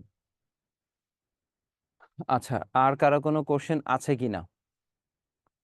আমাদের গত ক্লাসের যে টপিকগুলো ছিল এর মাঝখানে আর কারো কোনো কোশ্চেন আছে কিনা, যারা যারা মেসেজ দিয়েছিলেন একটু বলেন। আচ্ছা, আরেকটা জিনিস হচ্ছে আপনাদের আহ, গত ক্লাসের যে টপিকগুলো ছিল আপডেট করছি, আপডেট করার পরে গত ক্লাসেরটা আমি ডিলিট করে দিছি, ডিলিট করে নতুন করে আবার পিডিএফ দিলাম আর ছবি পোস্ট করলাম। যারা পিডিএফ ডাউনলোড করতে পারতেছেন না তাদের জন্য একটু ছোট টিপস বলি। আপনার ইউটিউবে একটা সার্চ দিবেন, সেটা হচ্ছে যে পিডিএফ কিভাবে ডাউনলোড করবেন। তো ওরা খুব ভালো ভালো কিছু অ্যাপসের কথা বলে দেয়, ওই অ্যাপসটা মোবাইলে ইনস্টল করবেন, করার পরে পিডিএফ ফাইল চাপ দিলেই দেখবেন ওপেন হয়ে গেছে। পিডিএফ রিডার নামে আছে, অ্যাক্রোবেট রিডার নামে আছে, অল হচ্ছে কি আপনার পিডিএফ রিডার, এরকম টাইপের অনেক অনেক সফটওয়্যারগুলো আছে। যে কোনো একটা মোবাইল ইনস্টল করে নিলে আশা করি হয়ে যাওয়ার কথা। আর অফিস যেটা আমরা বলি মাইক্রোসফট ওয়ার্ড, এক্সেল, এই অফিস 2000 ধরেন 21, এই টাইপের কিছু অফিস থাকে, এইগুলো যে কোনো একটা ডাউনলোড করে পাবেন। আপনি যদি কম্পিউটার থেকে ওপেন করতে চান তাহলে খুব সহজেই আপনি কম্পিউটার থেকে ওপেন করতে পারবেন। অর্থাৎ আপনার আহ, বাসায়ও পারবেন, আপনি কোনো কম্পিউটারের দোকানেও যদি যান এই গ্রুপে ঢুকে, তাহলে সেই ক্ষেত্রেও আপনি কি করতে পারবেন, যে এটা পিডিএফটা ডাউনলোড করে নিতে পারবেন, খুব সহজ। আচ্ছা, এছাড়া আমি আপনাদেরকে ছবি দিয়ে দিব, আপনারা ছবি যখনই দিব ছবিগুলো ডাউনলোড করে নেবেন। তাহলে গ্রুপে থাকলেও এরকম না, আপনি আপনার মোবাইলেও রাখলেন। আচ্ছা, ঠিক আছে। তো এইভাবে করে একটু কাজ করার চেষ্টা করব। আর একটা ভালো অপশন আমি পাইছি, ওইটা আমি দিয়ে দিব আপনাদেরকে। সেটা হচ্ছে আমার যে গুগল ড্রাইভ, সেই ড্রাইভে দিয়ে দিব, যেন আপনারা ক্লিক করলে খুব সহজে পেয়ে যান। ওটা নেক্সট ক্লাস থেকে করতে হবে, আজকে না, কারণ কম্পিউটার থেকে ওটা পসিবল, মোবাইল থেকে করাটা একটু ঝামেলা হয়ে যায়। ঠিক আছে। আচ্ছা, আমরা 2017 সালের এই অঙ্কটা, সবুজ লিমিটেড, এটা মনে হয় না গত ক্লাসে দিছি, একটু আমাকে জানাবেন যে এটা গত ক্লাসে ছিল কিনা আমাদের, একটু ওলট পালট চেঞ্জ করায়। আচ্ছা, এটা ছিল না, তাহলে আজকে এটা নিয়ে একটু আলোচনা করি, আপনাদের অনেকের প্রশ্নগুলো ক্লিয়ার হয়ে যাবে।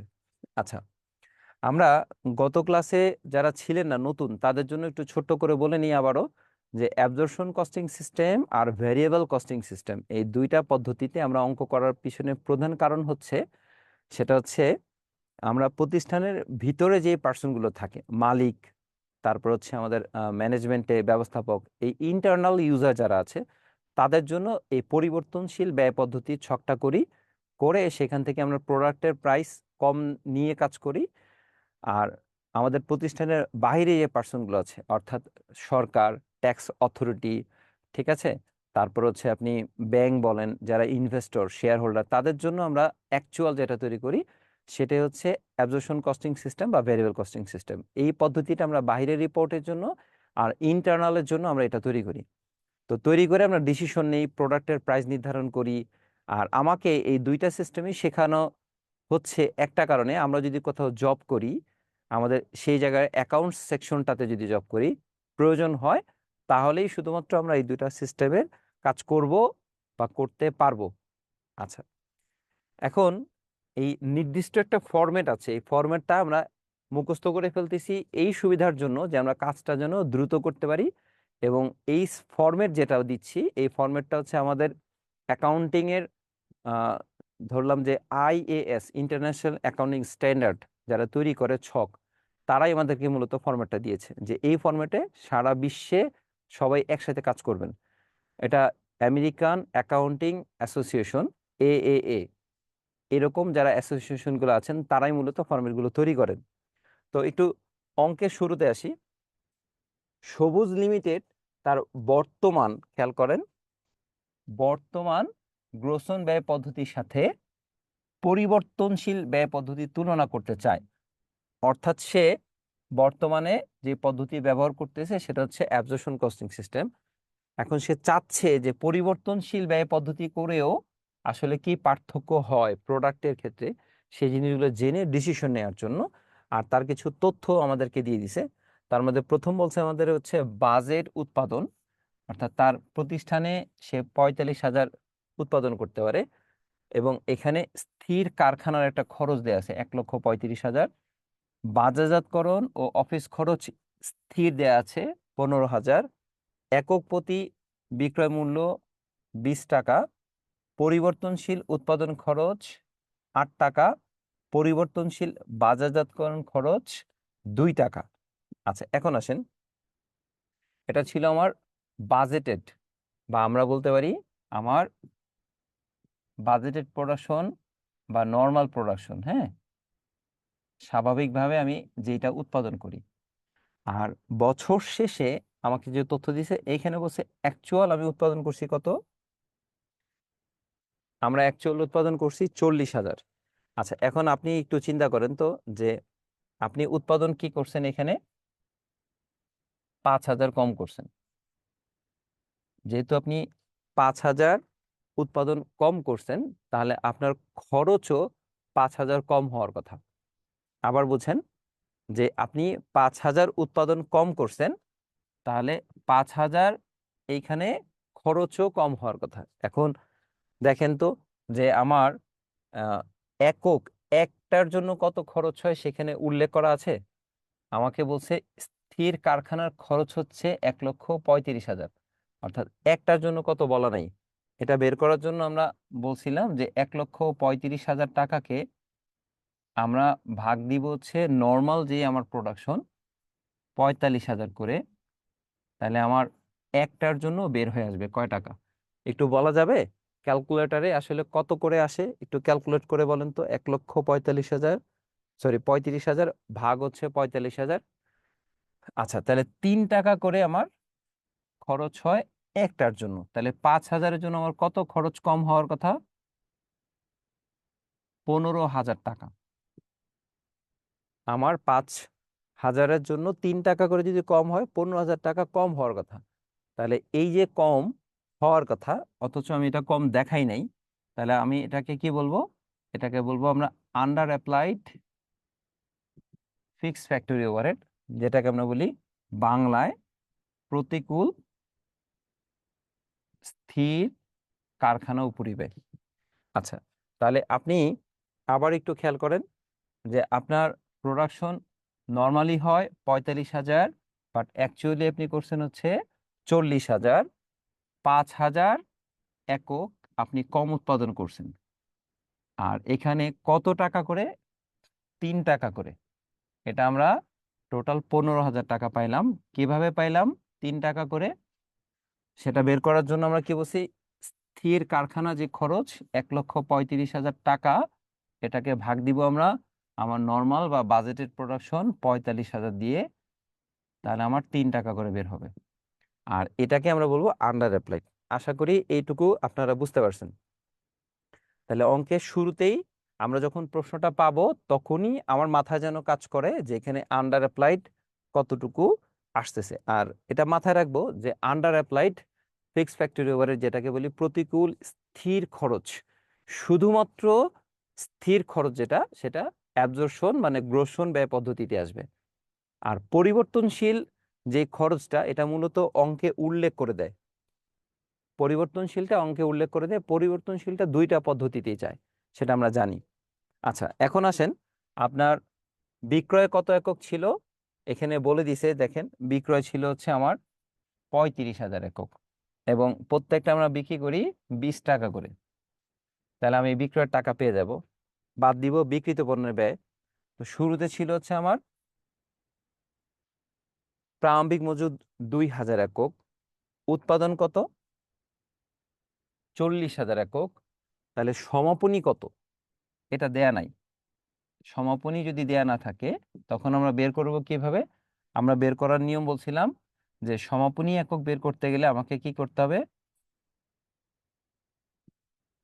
প্রারম্ভিক একক এর সাথে যোগ করব হচ্ছে উৎপাদন, বাদ কি দিব একটু বলেন তো, আপনারাই বলেন, একটু দেখি কে কে আসলে অ্যাক্টিভ আছেন। সমাপনী বের করার জন্য সূত্রটা কি ছিল? প্রারম্ভিক একক যোগ হচ্ছে উৎপাদন একক, বাদ কি দিব? ঠিক আছে, বিক্রয়ের একক। আচ্ছা, গুড। তাহলে প্রারম্ভিক একক ছিল হচ্ছে আমার এখানে 2,000, উৎপাদন করছি আমি আরো কত? 40,000। তাহলে টোটাল হচ্ছে আমার 42,000, আর বিক্রয় করছি হচ্ছে 35,000। আচ্ছা, 42 থেকে আমরা 35 বাদ দিলে আমার থাকবে হচ্ছে 7,000। এই এককটাই হচ্ছে আমার সমাপনী। তাহলে আমরা এটা আমার প্রথম গণনা কার্য হিসেবে দেখাবো। এটা একটু খেয়াল করেন, প্রথম গণনা কার্যে আমরা দেখাবো হচ্ছে এইভাবে, প্রারম্ভিক মজুদ একক যোগ উৎপাদন একক বাদ বিক্রয় একক 7,000 একক। আচ্ছা, আর এটা কাজে লাগবে কোথায় আমার একটু খেয়াল করেন। আমরা কাজে লাগাবো এই দুইটা ছকেই একই রকম আসবে। খেয়াল করেন যে প্রারম্ভিক ছিল 2,000, উৎপাদন করছেন হচ্ছে আপনার 40,000, বিক্রয় করছেন হচ্ছে 35,000, সমাপনী ছিল 7,000। এটা যেমন পরিবর্তনশীল ব্যয় আসছে, সেম আপনার হচ্ছে ইউনিট এইখানে আসবে। খেয়াল করে দেখেন, প্রারম্ভিক ছিল 2,000, উৎপাদন ছিল আপনার 40,000, আর সমাপনী ছিল এখানে, এই যে এখানে লেখা আছে 7,000, বিক্রয় হচ্ছে 35,000। শুধু পার্থক্য কি হয়? পার্থক্য হয় আমার গ্রসন ব্যয় পদ্ধতিতে যদি আমরা 11 টাকা লিখি, আমার পরিবর্তনশীলে 11 টাকা হবে না। এখন কত হবে সেটা বের করার জন্য আমরা প্রশ্নে আবার একটু ফিরে যাই। আচ্ছা, প্রশ্নটার দিকে একটু তাকান। আপনার প্রশ্ন এখানে ছিল হচ্ছে উৎপাদন খরচ দুই ধরনের, একটা হচ্ছে পরিবর্তনশীল, আর উৎপাদন খরচ বা কারখানা খরচ এটা হচ্ছে স্থির। পরিবর্তনশীল যেটা, সেটা আমরা জানি দুই জায়গায় যাবে। কোথায় কোথায় যাবে? একটা ভ্যারিয়েবল কস্টিং সিস্টেমে, আবার অ্যাবজর্পশন কস্টিং সিস্টেমে, যেটা আমরা পরিবর্তনশীল আর গ্রসন বলি। তাহলে এটা ছিল হচ্ছে 8 টাকা, তাহলে দুই জায়গায় যাবে। আর এই স্থিরটা, এটা ভ্যারিয়েবলে যাবে না, শুধু অ্যাবজর্পশনে যাবে। আর এটা টাকা বের করার জন্য আমরা একটু আগেই কাজ করছিলাম, 1,35,000 ভাগ হচ্ছে 45,000, তাহলে আমার আসছিল 3 টাকা করে। তাহলে 3 টাকা, তাহলে এইখানে 8 টাকা করে হলেও এখানে হবে আমার 11 টাকা করে। এই যে কাজটুকু, এই কাজটুকু আমরা খুব সুন্দর করে আপনাদেরকে দেখাই দিছি, দেখেন ছকে, এবং প্রত্যেকটা ছকে আপনার একই রকম কাজ হবে যে 8 টাকা করে দুই জায়গায় যদি আসেও আপনি এখানে ভাগটা দেখাই দিবেন, স্থিরটা শুধুমাত্র গ্রসনে আসবে। তাহলে 8 আর 11, আর এর পার্থক্যটা কোথায় আসে? খুব সহজেই খেয়াল করেন, আমাদের এখানে প্রত্যেকটা জায়গায় প্রারম্ভিকে 8 টাকা, উৎপাদনে 8 টাকা, সমাপনীতেও 8 টাকা। আর যখন আপনি গ্রোসন ব্যয় পদ্ধতি অর্থাৎ অ্যাবজর্পশনে যাবেন, তখন খেয়াল করেন আপনি প্রত্যেকটা জায়গায় 11 টাকা লিখতেছেন, 11, 11, 11। তাহলে আপনার এই অঙ্কগুলোর এই অংশটুকুতে কোনো ধরনের সমস্যা হওয়ার কথা না, খুব সহজভাবেই আপনারা পারার কথা, যদি কনসেপ্টটা ক্লিয়ার রাখেন এবং রেগুলার প্র্যাকটিস করেন। হ্যাঁ, রেগুলার রেগুলার বলতে আজকে করলেন, 1 মাস পরে করলেন, তাহলে আপনি আসলেই ভুলে যাবেন। আচ্ছা, আর একটা জিনিস নিয়ে আমরা একটু আলোচনা করি অঙ্কের মাঝখানে, সেটা হচ্ছে প্রতিকূল স্থির কারখানা উপরিব্যয়। এটা আমাদের আসবে শুধুমাত্র কোন কোন পদ্ধতিতে মনে আছে?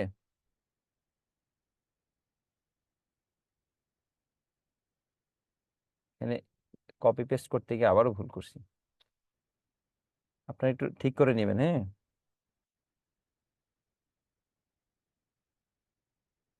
কম্পিউটার কাজ করতে গিয়ে খুব মজার কিছু ভুল হয়, যেটা হচ্ছে গিয়ে তাড়াহুড়া করলে খেয়াল থাকে না। এই যে এই জায়গায় দুইটাই একই জিনিস লিখে ফেলছে, দেখেন, প্রতিকূল স্থির কারখানা উপরিব্যয়, স্থির কারখানা উপরিব্যয় দুইটা আসলে এক হবে না। আপনারা জানেন প্রথমটা হবে পরিবর্তনশীল। হ্যাঁ, প্রথমটা হবে পরিবর্তনশীল আর আরেকটা হবে স্থির। আচ্ছা, এখন আমরা একটু প্রশ্নে আসি, কোনটা পরিবর্তনশীল আর কোনটা স্থির একটু দেখাই আপনাদেরকে। খেয়াল করেন, এখানে আপনাদেরকে বলে দিছে প্রতিকূল পরিবর্তনশীল ব্যয়ের পার্থক্য হচ্ছে 8,000 টাকা। তাহলে পরিবর্তনশীল ব্যয়ের প্রতিকূল আমরা জানি দুই জায়গায় যাবে, ভ্যারিয়েবলও যাবে আবার অ্যাবজর্পশনও যাবে। আর স্থির আমরা বের করছিলাম, মনে আছে এখানে কতটুকু? 5,000 একক, 3 টাকা করে, 15,000 টাকা। এটা শুধুমাত্র আমার যাবে হচ্ছে অ্যাবজর্পশনে। তাহলে আমরা এই কাজটুকু দেখাই দিব। দেখেন, এই পরিবর্তনশীল ব্যয় সিস্টেমে এটা একটু ঠিক করে নিন আপনারা, স্থির হবে না, এটা হবে পরিবর্তনশীল। হ্যাঁ, আমি দুঃখিত যে এই কাজগুলো তাড়াতাড়ি করতে গেলে ভুল হয়ে যায়। 8,000 ভুল হওয়ার একটা কারণ আছে, যারা টাইপ করেন বুঝবেন। কোন একটা টাইপ না করে আমরা কি করি, সেম লেখাটা কপি করে নিয়ে আসি, তো কপি করে মাঝখানের এই অংশটুকু একটু এডিট করার কথা অনেক সময় তাড়াহুড়োতে ভুলে যাই। হ্যাঁ, আচ্ছা, এখানে পরিবর্তনশীল দুই জায়গায় আসবে বুঝি, অ্যাবজর্পশনও আসবে আবার হচ্ছে আমার গ্রোসন ব্যয় আসবে। আর স্থিরটা স্থিরটা শুধুমাত্র আসবে গ্রোসন ব্যয় পদ্ধতিতে। আচ্ছা, এই অঙ্কটার মধ্যে আমাদের বাকি যে অংশটুকু সমন্বয়, এইটা ছাড়া আর কোনোটাতে কোনো প্রবলেম আছে কিনা আমাকে একটু জানান। এটা আবার একটু বুঝাবো নতুনদের জন্য, এটা ছাড়া কারো কোনো প্রবলেম আছে কিনা এই অংশটুকুতে একটু কমেন্টসে জানান। হ্যাঁ, কমেন্টসে জানান কারো কোনো প্রবলেম আছে কিনা। আমি একজন দুইজনের নাতে না, আরো কয়েকজন একটু দেখি কারো কোনো প্রবলেম আছে কিনা একটু জানান। আচ্ছা, প্রবলেম নেই, ধন্যবাদ। সমন্বয় বিবরণীটা আমি আর একটু ফিনিশিং দেই লাস্ট। সমন্বয় বিবরণী হচ্ছে ইংরেজিতে আমরা বলি এটাকে রিকনসিলেশন স্টেটমেন্ট। হ্যাঁ, রিকনসিলেশন স্টেটমেন্ট বা সমন্বয় বিবরণী, এটা মূলত কেন করা হয়, সেটা হচ্ছে দুইটা পদ্ধতির আমরা এই যে পার্থক্যটা হলো যে নিট লাভ এক হইলো না দুইটা পদ্ধতির, তারপর সমাপনী মজুত পণ্য একটা জায়গায় লিখছি আমরা 11 টাকা আর একটা জায়গায় লিখছি হচ্ছে 8 টাকা। এই যে পার্থক্য হলো, এই কারণে এই দুইটার পার্থক্যটা যেন সেম হয়, আর সেম হলে অঙ্কটা মিলে যাচ্ছে। কার কার পার্থক্য? সেটা হচ্ছে গ্রোসন ব্যয় বা অ্যাবজর্পশন সিস্টেমে যে নিট লাভ আর ভ্যারিয়েবল কস্ট বা প্রত্যক্ষ পদ্ধতির নিট লাভ, এই দুইটার পার্থক্য যা হবে। আর মজুত পণ্যের মধ্যে সমাপনী মাইনাস প্রারম্ভিক করে দেখব গ্রোসন পদ্ধতি বা হচ্ছে প্রত্যক্ষ পদ্ধতি, এই যে পার্থক্যটা হবে এখানে একটা শূন্য আসবে। হ্যাঁ, এই পার্থক্যটাও সেম কিনা, যদি সেম হয় তাহলে আমার অঙ্কটা যে কাজ করছি এটা মিলে গেছে, ঠিক আছে, এটা সমস্যা হওয়ার কথা না। আর যদি সেম না হয় তাহলেই আমাদের কি হচ্ছে, প্রবলেম হচ্ছে। আচ্ছা, তাহলে এইটুক পর্যন্ত আমাদের আশা করি ক্লিয়ার হয়ে যাওয়ার কথা। আর বারবার একটা কথা বলি, একবারে প্রথম দিকে দেখেন, একবারে প্রথম দিকে, তো দুইজনকে একটু কথা বলতে দিতে হবে, আমার এখানে একটু রাখেন, ম্যাথ ক্লাস তো। আচ্ছা, একবারে প্রথম দিকে কে কে কথা বলবেন একটু বলি, আপনাদের সমস্যাগুলো ক্লিয়ার করে নতুন চ্যাপ্টারে যাব। এই যে এখানে আপনাদের যে সূত্রগুলো দিছি সূত্রগুলো অবশ্যই আপনারা একবারে লিখতে লিখতে প্র্যাকটিস করতে করতে আসসালামু মুখস্থ আলাইকুম করবেন, হ্যাঁ। এটা যেন খুব ভালো করে মুখস্থ থাকে। জি, ওয়ালাইকুম আসসালাম। স্যার 2016 সাল 2016 সালের কি প্রবলেমটা একটু বলতে থাকেন, আমি বের করতে থাকি। আর ওই যে বাট প্রতিকূল স্থিতি আঁকানোর পূর্বে আমরা দেই কিন্তু এখানে অনুকূল আসলো কেন? আর এই 1000 টাকাটা কিভাবে আসলো? 2016 সালের, জি স্যার। আচ্ছা ঠিক আছে, এক মিনিট আমি একটু দেখি 2016 সালের কোথায় আসছে। 15 আসুক, 16 আসুক। আচ্ছা, আর কোনো কোশ্চেন আছে না এটাই? স্যার এটাই। আচ্ছা ঠিক আছে, এই যে স্যার অঙ্কটা মিলতেছে না স্যার। আপনি আবার পরবর্তীতে অনেকগুলো অঙ্ক তো চেঞ্জ করেছেন। স্লাইড উপরে নিতে একটু সময় লাগে। আচ্ছা দেখেন আপনার কোশ্চেনে আসি, এইটাই তো 2016 সালে না? আচ্ছা, জি স্যার। 16 সালে আমরা প্রশ্নের এখানে মধ্যে আবার প্রশ্ন হচ্ছে 1,60,000 স্থির কারখানা পরিবে আর স্বাভাবিক উৎপাদন 1,60,000 কেজি। আচ্ছা একটু দেখাই আপনার এই অঙ্কটা না? জি স্যার। আচ্ছা ঠিক আছে, দেখেন প্রশ্নের মধ্যে একটু গ্রসন তাকান, প্রশ্নটার মধ্যে একটু এডিট করছিলাম। সেটা ছিল হচ্ছে আমার যে উৎপাদন আসছে কতটুকু, 1,61,000। আচ্ছা, কিভাবে আসছে একটু দেখেন। আমার প্রশ্নের প্রথমেই বলছে ওরা যে আমাদের শুরুতে মজুদ ছিল হচ্ছে 24,000, আর আমরা এখানে স্বাভাবিকভাবে উৎপাদন করি কত, 1,60,000। আচ্ছা, এটা ছিল স্বাভাবিক উৎপাদন। আর এইখানে আমরা অ্যাকচুয়াল উৎপাদনটা কোথাও দেয়া নাই, কিভাবে পাবো? পাওয়ার নিয়ম কি ছিল খেয়াল করেন, বিক্রয় ছিল 1,50,000, সমাপনী ছিল 35,000। তাহলে আমরা বলছিলাম বিক্রয় যোগ হচ্ছে সমাপনী আর মাইনাস হচ্ছে প্রারম্ভিক 24,000, এখানে আসে 1,61,000 একক। আচ্ছা এখন বলেন তো, স্বাভাবিক উৎপাদনের তুলনায় কি এটা কম না বেশি? বেশি স্যার। আচ্ছা, যদি কম হয় তাহলে আমরা কি নাম বলি? প্রতিকূল। আর যদি বেশি হয় তাহলে কি লিখবো? কত বলতে পারতেছি। অনুকূল লিখবো। আচ্ছা, প্রতিকূলটা আমরা কি করি স্যার? যোগ করি। আর জি স্যার। অনুকূলটা আমরা কি করব? বিয়োগ করব। বিয়োগ করব। তাহলে এটা খুব স্বাভাবিকভাবেই আপনার উত্তর চলে আসে যে স্যার এখানে 1,000 একক, আমরা এখানে অনুকূল যদি আসে বিয়োগ করব। আচ্ছা, আমরা কি স্যার। অ্যাবজর্পশনে আসছি এই যে এই জায়গাটার মধ্যেই, সেটা লাল কালি দিয়ে মার্ক করিনি, লাল কালি দিয়ে মার্ক করে নেবেন আপনারা। এই যে 1,000, এখন 1,000 টাকা কিভাবে?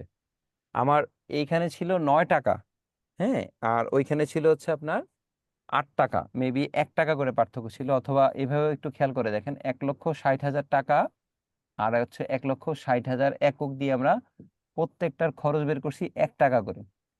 তাহলে 1,000 একক 1 টাকা করে, তো আমার অবশ্যই 1,000 টাকাই হওয়ার কথা। জি স্যার।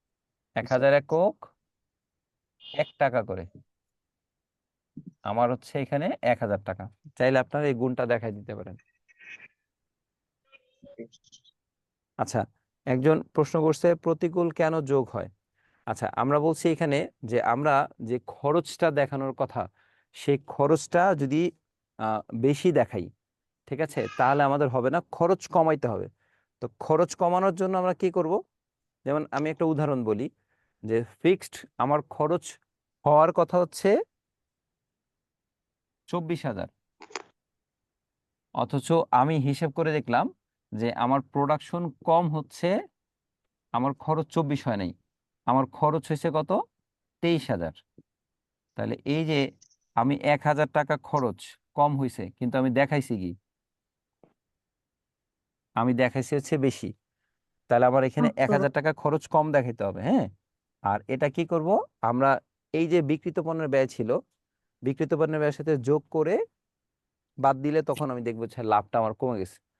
আচ্ছা এই জন্য, আচ্ছা দেখা যায় না, কোনো প্রবলেম হচ্ছে না? আচ্ছা, কথা তো শুনতে পাচ্ছি না? জি আচ্ছা, স্যার। আর কার কোনো কোশ্চেন আছে? জি থাকলে স্যার। একটু বলেন তো, আমি শুনতে থাকি। স্যার আমার যেটা কোয়েশ্চেন সেটা হচ্ছে আমরা যেটা দুইটা পদ্ধতি করতেছি, এসি আর বিসি, অর্থাৎ অ্যাবজর্পশন কস্টিং আর ভেরিয়েবল কস্টিং, উভয় পদ্ধতির মধ্যে নেট লাভের পার্থক্যটা কেন হয়? আচ্ছা, নিট ল্যাবের পার্থক্যটা কেন হয় দুইটা পদ্ধতির মধ্যে, তাই তো? হ্যাঁ, হ্যাঁ, হ্যাঁ, আচ্ছা, আমরা এখানে 9 টাকা যদি দেখাই আর আরেকটাতে আমরা তখন কত দেখাই, 8 টাকা, তাহলে হ্যাঁ, আপনি হ্যাঁ, এখানে কম দেখাচ্ছেন না?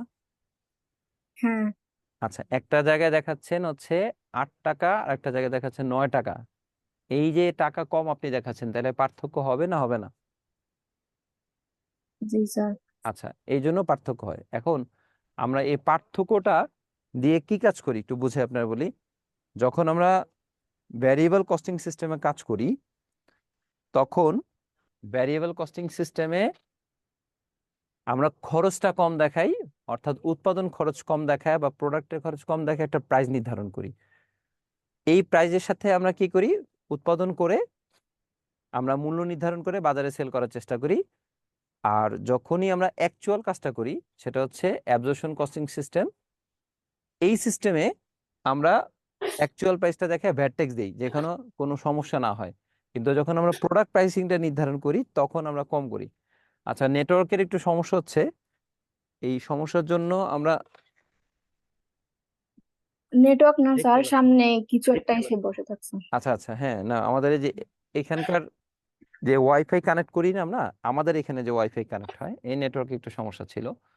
ঠিক হয়ে যাওয়ার কথা, এখনই ঠিক হয়ে যাবে, দেখেন তো ঠিক হচ্ছে কিনা। আচ্ছা, আপনারা যেমন ওই পাশে ওয়াইফাই দিয়ে কানেক্ট করে দেখতেছেন, আমরাও এখানে ওয়াইফাই দিয়ে কাজ করতেছি। আচ্ছা, হ্যাঁ, আমার একটা প্রবলেম ছিল। হ্যাঁ হ্যাঁ, প্রবলেম শুনতে থাকি আমরা, হ্যাঁ। এখানকার যারা সেই প্রবলেমটা এই ম্যাথ নিয়ে না টেকনিশিয়ান আছেন কাজ স্যার, করতেছেন। আমাদের যে যে হচ্ছে ডি এবং ই যেটা আছে ভাগটা, এইটাতে যেগুলো আমাদের থার্ড ইয়ারের বই থেকে করতে হবে স্যার, আপনি যে ম্যাথ গুলো করাবেন ওগুলার একটু ওই বাংলা ভার্সনটা একটু ম্যাথ গুলো একটু বেশি করে দিয়েন, যাতে আমরা শুধু ওগুলাই প্র্যাকটিস করি। আমরা বাসা থেকে বাইরে গিয়ে বইটা কালেক্ট করা একটু প্রবলেম তো, তাই আপনি যে ম্যাথ গুলো দিবেন আমরা ওগুলো একটু বেশি করে করবো। তাই একটু আচ্ছা, ম্যাথ কয়েকটা বাড়াই দিলে আমাদের ভালো হবে। ঠিক আছে। ম্যাথ কনভার্ট করতে গেলে অনেক সময় লাগে, হ্যাঁ। একটু বলে দেই জি যে স্যার। আমরা যখন ম্যাথটা কনভার্ট করি আপনাদের জন্য বা টাইপ করি, মোটামুটি ভালো সময় লাগে। যেমন আজকে কাজ করতে বসছি হচ্ছে জুমা নামাজ করার পরে, এরপরে ফ্রি হয়েছি। ওইখান থেকে আমি কাজ করছি বিকেল 5টা পর্যন্ত, অর্থাৎ 2টা থেকে 5টা, 3 ঘন্টা কাজ করছি, করে শীটটা আপডেট করছি আর একটা ম্যাথ কাজ করতে পারছি। এরপরে আমি লাঞ্চ করছি, অর্থাৎ 5:30টার দিকে আজকে আমি লাঞ্চ করছি। এরপরে বের হইলাম এখানে ক্লাস নেওয়ার উদ্দেশ্যে, হ্যাঁ। তাহলে মোটামুটি ভালো সময় যায়। তারপরেও আমরা চেষ্টা করব আপনাদের জন্য যেন কোনো ধরনের আপনাদের অন্য কিছুর উপর ডিপেন্ড করতে না হয়। কিন্তু বই থাকলে আপনারা একটু বেশি বেশি প্র্যাকটিস করবেন, আর সময়ও তো কম, জি যার জন্য স্যার, ওয়েট বই না করে। আমাদের তো পড়াশোনা প্রায় অনেক আগেই শেষ হয়ে গেছে স্যার, প্রায় 7-8 বছর। জি, তো বইগুলো হাতের কাছে নেই, এজন্য একটু এই থার্ড ইয়ারের যে প্রশ্নগুলো এগুলো কিন্তু ইন্টারমিডিয়েটের বই আছে, হুম, এগুলো থেকে করতেছি, কিন্তু থার্ড ঠিক ইয়ারেরটা আছে। একটু প্রবলেম হবে। আচ্ছা, আমরা অন্যদের সাথেও একটু কথা বলি, আর কারো কোনো প্রবলেম আছে কিনা। স্যার স্যার এখন আমার দেখা একটা স্যার যাচ্ছে প্রবলেম না? আছে। দেখা যাচ্ছে স্যার দুই জি হাজার জি, পনেরো সালে স্যার গ্রসনে যে প্রতিকূল স্থির কারখানা উপরিব্যয় 2015 স্যার। 15। আচ্ছা, আমি একটু দেখি কোন নাম্বারে আসছি আমরা। এটা হচ্ছে 16। আচ্ছা, 2015-র এই যে গ্রসুন ব্যয়তে আসছি, জি। স্যার ঠিক আছে। প্রতিকূল স্থির কারখানা উপরিব্যয় যে 10,000 গুণ 1, এখানে হুম, আমার বুঝতে পারতেছি না স্যার 10,000 10,000 কেন আসলো? থেকে আসলো আচ্ছা, আমরা তাহলে স্যার। প্রশ্নে আসি। আমার প্রশ্নে উৎপাদন কত ছিল একটু দেখবেন। Sure sir. আচ্ছা, উৎপাদন ছিল হচ্ছে 1 লক্ষ 90,000। একক স্যার। আচ্ছা, আর স্বাভাবিক আমার ক্যাপাসিটি কত ছিল, উৎপাদন ক্ষমতা? 1 লক্ষ স্যার। তাহলে আমি এখানে কতটুকু কম করছি? 10,000। অবশ্যই 10,000 একক কম করছি। অর্থাৎ আপনি এটা কখন বুঝবেন, উৎপাদন যা ছিল তার চেয়ে যদি আপনার অ্যাকচুয়াল উৎপাদনটা, প্রকৃত উৎপাদন যেটাকে আমরা বলি, হ্যাঁ, এটা যদি কম হয়, তখনই আমাকে কি করতে হবে, এখানে এই প্রতিকূল স্থির খরচটা আসবে। আর এটা বের করার জন্য বলছি একটার স্থির খরচ কত। আমার এখানে কত টাকা ছিল স্থির খরচ দেখেন, আমার স্থির খরচ ছিল হচ্ছে এই যে এখানে লেখা আছে 1 লাখ টাকা। আর দেখা নর্মালি যাচ্ছে। আমার উৎপাদন ক্ষমতা হচ্ছে 1 লাখ একক। তাহলে ভাগ দিলে কয় টাকা করে আসে? 1 টাকা। তাহলে 10,000-এর জন্য 1 টাকা করে আপনার 10,000 টাকা আসবে। ক্লিয়ার না? স্যার আচ্ছা, আর কোনো কোশ্চেন আছে? স্যার ভেরিয়েবল, জি স্যার, ভেরিয়েবল কস্ট ভেরিয়েন্স যেটা আছে সেটা নিয়ে একটু কনফিউশন ছিল। সেটা হচ্ছে ভেরিয়েবল কস্ট ভেরিয়েন্স অনলি প্রশ্নে দেওয়া থাকলে সেটা আসবে, বা যদি প্রশ্নে দেওয়া না থাকলে বা কোথাও হিডেন থাকতে পারে কিনা যেটা আমাদের বের না, করতে হবে, এরকম কোনো ইস্যু জি আছে না, কিনা এটা নিয়ে একটু হিডেন থাকার কোনো সুযোগ নাই। অবশ্যই সেটা দেয়া থাকবে, আপনারা পেয়ে যাবেন। আর এইটা আমাকে এইভাবেই বের করতে হবে। আর একটা অঙ্কে বলছিলাম যে এই একক দেয়া ছিল, পার ইউনিট যেটা ছিল, এই পার ইউনিটটা 10,000 টাকা না দিয়ে 3 টাকা করে ছিল, আমরা ইউনিটের সাথে গুণ দিছি। সেটা একবারে শেষের অঙ্কটা বোঝানো হয়েছে। তো ওই ক্ষেত্রেই শুধুমাত্র হচ্ছে আমাদের কাজটা করতে হয়েছে। ঠিক আছে? জি স্যার, তাহলে ভেরিয়েবল কস্ট ভেরিয়েন্স সবসময় প্রশ্নে দেওয়া থাকবে, দেয়া দেওয়া থাকবে। থাকলে আসবে। হ্যাঁ আচ্ছা ঠিক আছে। ওকে। আচ্ছা, এখন আমরা বলেন এই পুরা চ্যাপ্টারে আর কারো কোনো কোশ্চেন আছে কিনা? আর কারো কোনো কোশ্চেন থাকলে আমরা এই চ্যাপ্টারটা স্কেপ করে নতুন একটা কিছুতে যাব। হ্যাঁ, আর বাকিদেরকে রিকোয়েস্ট থাকবে যে আপনারা প্রয়োজন ছাড়া অন্য কথা একটু কম বলবেন একটু। আচ্ছা, সবাইকে কথা বলার সুযোগ দিলে স্যার আমাদের আমার নতুন একটা কোনো প্রশ্ন কিছুতে যেতে ছিল। পারবো। জি,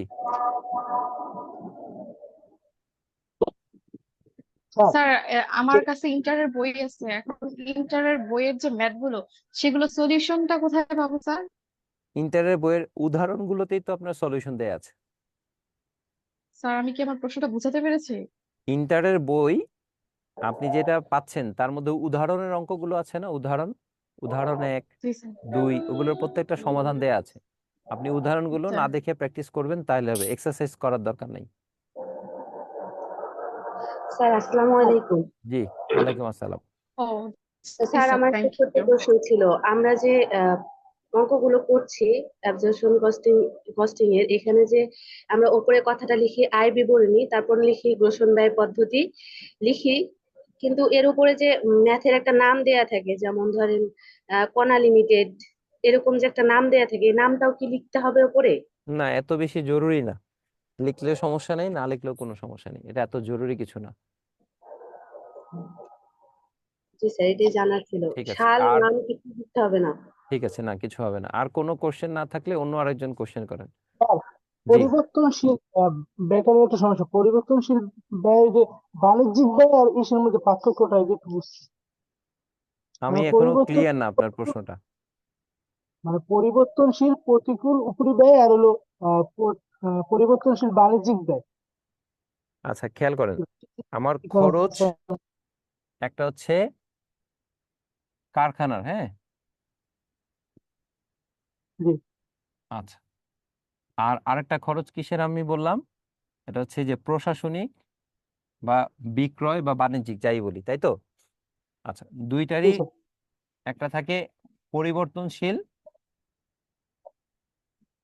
আর একটা কি থাকে, স্থির। স্থির। প্রশাসনিকেরও দুইটা থাকে, পরিবর্তনশীল আর একটা হচ্ছে স্থির, তাই তো? জি স্যার। আচ্ছা, এখন আপনার প্রশ্নটা কি বলেন। স্যার এই যে পরিবর্তনশীল প্রতিকূল ব্যয়টা আমরা হলো উপরে নেওয়ার পর হলো মোট অনুদান প্রান্ত আসে, আর বাণিজ্যিক ব্যয়টা নেই পরে। আপনার এইখানে প্রশ্ন নেই, আপনার প্রশ্ন হচ্ছে অঙ্কের ভিতরেই তো? জি জি। আচ্ছা, ঠিক আছে, অঙ্কের ভিতরে আসি। এই যে এই পরিবর্তন, অঙ্কটা এই যে, আচ্ছা, ঠিক আছে হ্যাঁ, আমরা এখানে এটা অনেকবার বুঝাইছি, হ্যাঁ, আবারও একবার বুঝাই, বাকিরা একটু ভালো করে মনোযোগ এই যে দেন। স্যার, আচ্ছা আচ্ছা, আমি বলি, আমার যদি বলা থাকে যে কারখানা উপরিব্যয়ের এই একটা স্থির থাকে আর আরেকটা কি থাকে, পরিবর্তনশীল, পরিবর্তন ঠিক আছে? আচ্ছা, মানে পরিবর্তনশীলের, কোনটা হ্যাঁ, আমি মোটের শেষ ক্ষেত্রে করি যায় শেষ আর কোনটা। করি শেষ করি, এইটারই শুধু প্রতিকূল হওয়ার সুযোগ আছে, বাণিজ্যিকের কোনো প্রতিকূল কখনোই হওয়ার সুযোগ নাই। ঠিক আছে? প্রশ্ন কোথাও বলেও না।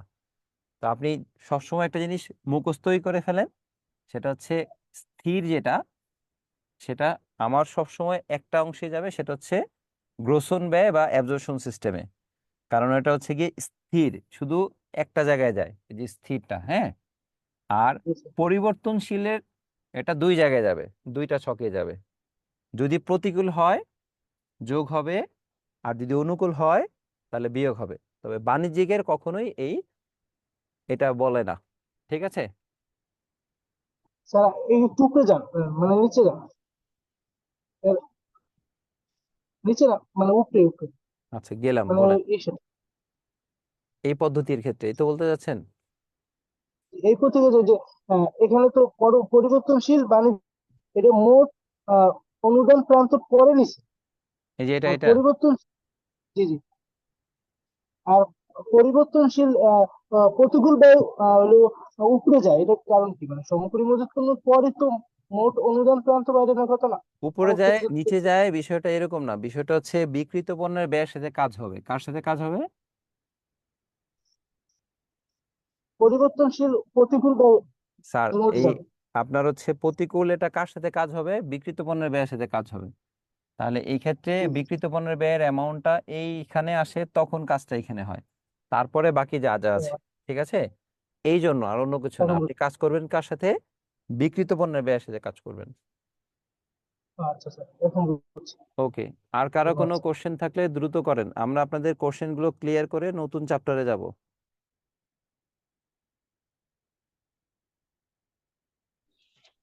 হ্যালো, আসসালামু আলাইকুম স্যার। জি স্যার। স্যার, আমার একটা কোশ্চেন ছিল। জি আমরা যে অধ্যায়গুলো করছি এই অধ্যায়গুলো আপনি যে ক্লাসগুলো আমি খুব সুন্দর বুঝতে পারছি, কিন্তু এই অধ্যায়ের সাথে কি স্যার, যেমন ক নাম্বারে যদি বলতে পারে যে একটা প্রশ্ন দিয়ে দিল আর বাকিটা আবার অঙ্ক দিয়ে দিল, এরকম হতে পারে কি স্যার? না শুধু জি, অঙ্ক হতে থাকবে? পারে, অবশ্যই হতে পারে। না হওয়ার তাহলে কোনো কারণ নাই, তবে ছোট দিবে, কারণ এত বড় একটা অঙ্ক দেওয়ার পরে ছোট আপনাকে কিছু দিবে। অথবা আপনাকে যদি প্রশ্ন একটা দেয়, তাহলে অঙ্ক দুইটা পদ্ধতি না চেয়ে একটা পদ্ধতি চাইতে পারে। অর্থাৎ আপনাকে অ্যাবজর্পশন আর ভ্যারিয়েবল দুইটা না চেয়ে শুধু একটা চাইতে পারে, যদি আপনাকে থিওরি দেয়। আর দুইটা দিলে অবশ্যই স্যারের ওটা দেওয়ার কথা না। ঠিক আছে? কারণ এত বড় অংশ শেষ করাটার পরেও থিওরি একটা দিবে, এরকম হওয়ার কথা না। আর যদি দেয় ছোট থিওরি, আপনি যেমন পরিবর্তনশীল ব্যয় পদ্ধতি কি, তারপর হচ্ছে এই গ্রোসন ব্যয় পদ্ধতি কি, এরকম ছোট ছোট দিবে। ঠিক আছে? স্যার, তাহলে যদি আপনি এই যে অধ্যায়গুলো করাইছেন ওই অধ্যায় অনুযায়ী যদি কিছু প্রশ্ন আচ্ছা, দিয়ে দিতে থিওরিগুলো আমি পারে। আপনাদেরকে বলেই দিছি এর আগেও, আপনারা একটু শুনে নেন। সেটা হচ্ছে থিওরিগুলোর উপরে কোনো সাজেশন বা কোনো কিছুই আমি বলছি আপনাদেরকে দেওয়ার জন্য আলাদা কিছু বলার দরকার নাই।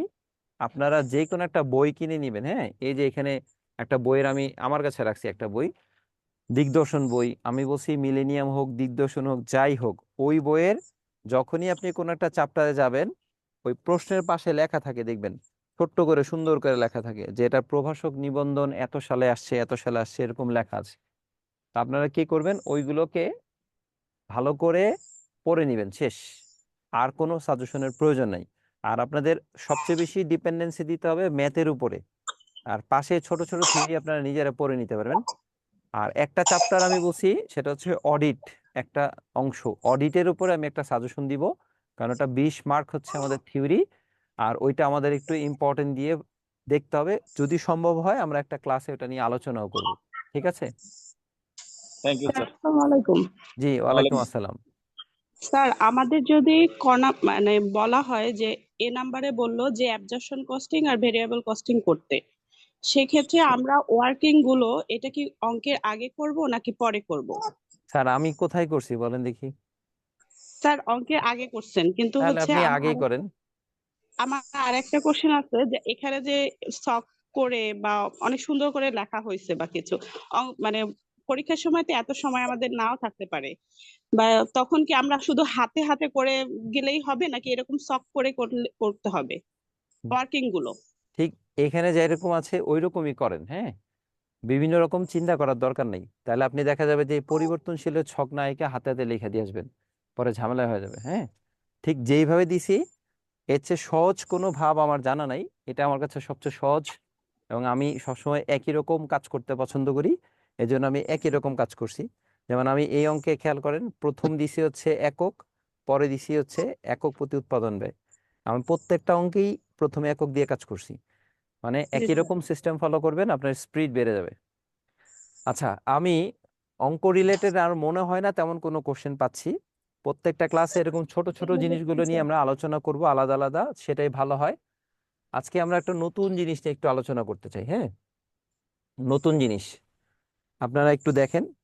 আমাদের যে চ্যাপ্টারটা নিয়ে আজকে কথা বলবো সেটা হচ্ছে ভুল সংশোধনী জাবেদা। এটা আমাদের প্রথম অংশে ছিল। প্রথম অংশে আহ আমরা যদি বলি আমাদের টোটাল 5টা অংশ ছিল আপনাদের সিলেবাস আলোচনা করা, part A B C D E. আমরা শেষে কাজ করতেছি ই নাম্বারে। আর প্রথম যে ছোট ছোট জিনিসগুলো, এগুলো এরকম আমাদের ক্লাসের মাঝখানে যে গ্যাপগুলো পাবো, আমরা এগুলো নিয়ে একটু আলোচনা করব।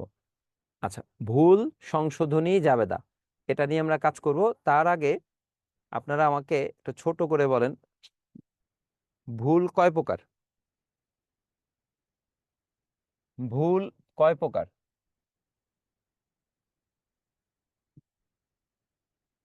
তো আমাকে বলেন তো দেখি, ভুল কয় প্রকার? 2 প্রকার। কি কি 2 প্রকার? কি কি একটু কমেন্টসে লেখেন দেখি। ভুল 2 প্রকার কি কি?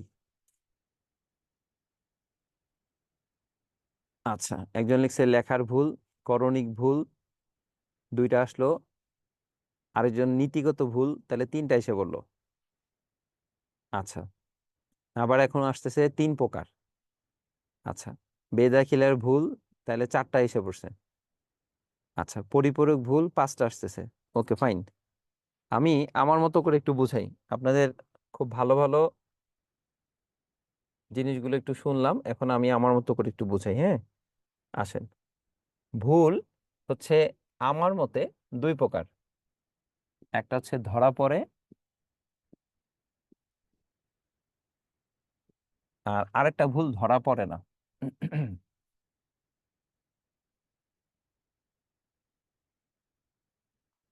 একটা ভুল ধরা পড়ে, আর একটা ভুল ধরা পড়ে না। বইতে মনে হয় এরকম লেখা নাই, না? স্যার খুব আজব ভাবে লিখলো। আচ্ছা, ঠিক আছে। আমি সবসময় বইয়ের মতো করে চিন্তা করি এরকম না, কিছু কিছু সময় বইয়ের বাহিরেও চিন্তা করি খুব সহজ করে। তাহলে ভুল 2 প্রকার, একটা হচ্ছে ধরা পড়ে, আর একটা হচ্ছে ধরা পড়ে না। আচ্ছা, মূলত ভুল 2 প্রকার। একটা হচ্ছে একতরফা ভুল, একটা হচ্ছে একতরফা ভুল, আর আরেকটা হচ্ছে দুতরফা ভুল।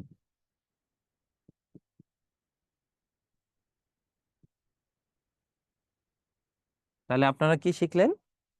ভুল হচ্ছে 2 প্রকার, একটা ধরা পড়ে, একটা ধরা পড়ে না। কেন ধরা পড়ে?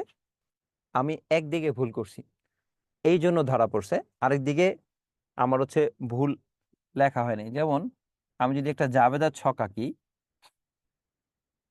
আচ্ছা, তাহলে আমরা প্রথম একটা জাবেদার কথা চিন্তা করি, ক্রয় হিসাব ডেবিট আর নগদান হিসাব ক্রেডিট। আমি ক্রয়ের মধ্যে 5,000 লিখলাম, অথচ নগদের এখানে টাকাটা লিখতে ভুলে গেছি তাড়াতাড়ির কারণে। আমার 2 পাশ মিলবে জাবেদার? আমার জাবেদার 2 পাশ যোগ বিয়োগ করতে গেলে মিলবে না। এক পাশে আসবে 5,000, আরেক পাশে আসবে 0। এবং এটা আপনার খুব সহজেই অঙ্ক করতে গেলে ধরা পড়বে যে অঙ্কটা এখানে মিলতেছে না, কারণ আপনি কি করছেন, একদিকে ভুল করছেন। আচ্ছা, এখন দুতরফা ভুলটা কিরকম হইতে পারে একটু দেখেন। আপনি একটা জাবেদা করলেন, জাবেদা করলেন হচ্ছে ক্রয় হিসাব ডেবিট আর নগদান হিসাব ক্রেডিট। লেনদেনের অ্যামাউন্টটা ছিল 5,000 টাকা। তাহলে আমরা ডেবিট পাশে কত লিখবো? 5,000। ক্রেডিট পাশে কত লিখবো? 5,000। আচ্ছা,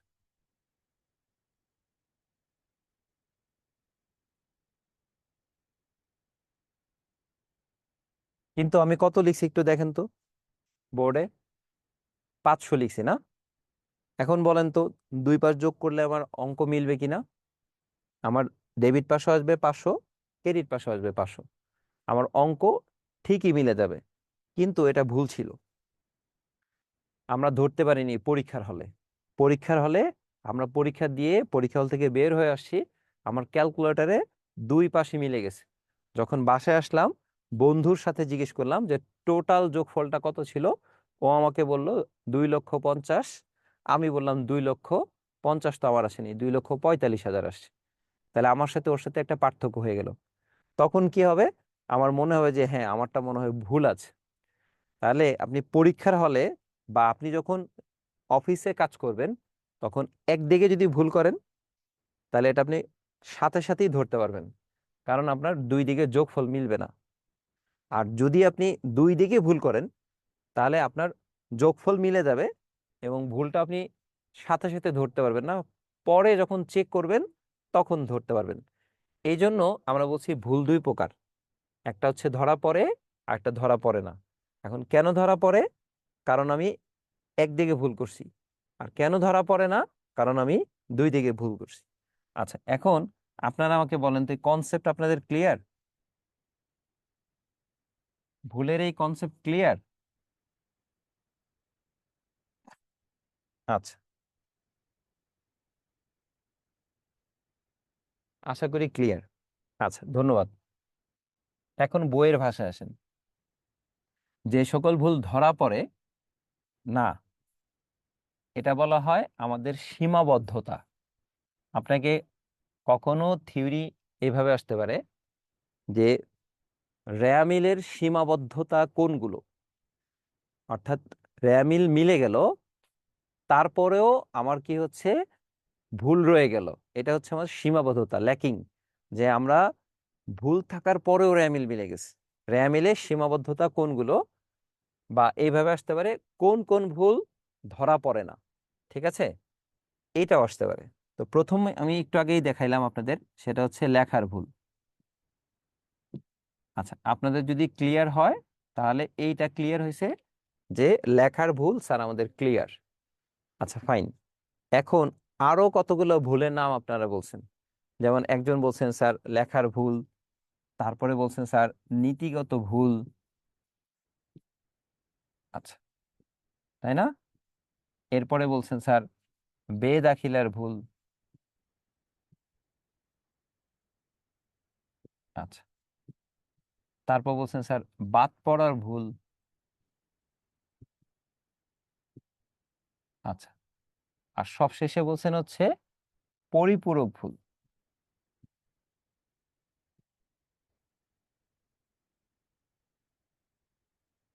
আমি অঙ্কে যাওয়ার আগে এই কনসেপ্টগুলো একটু ক্লিয়ার করে নিই।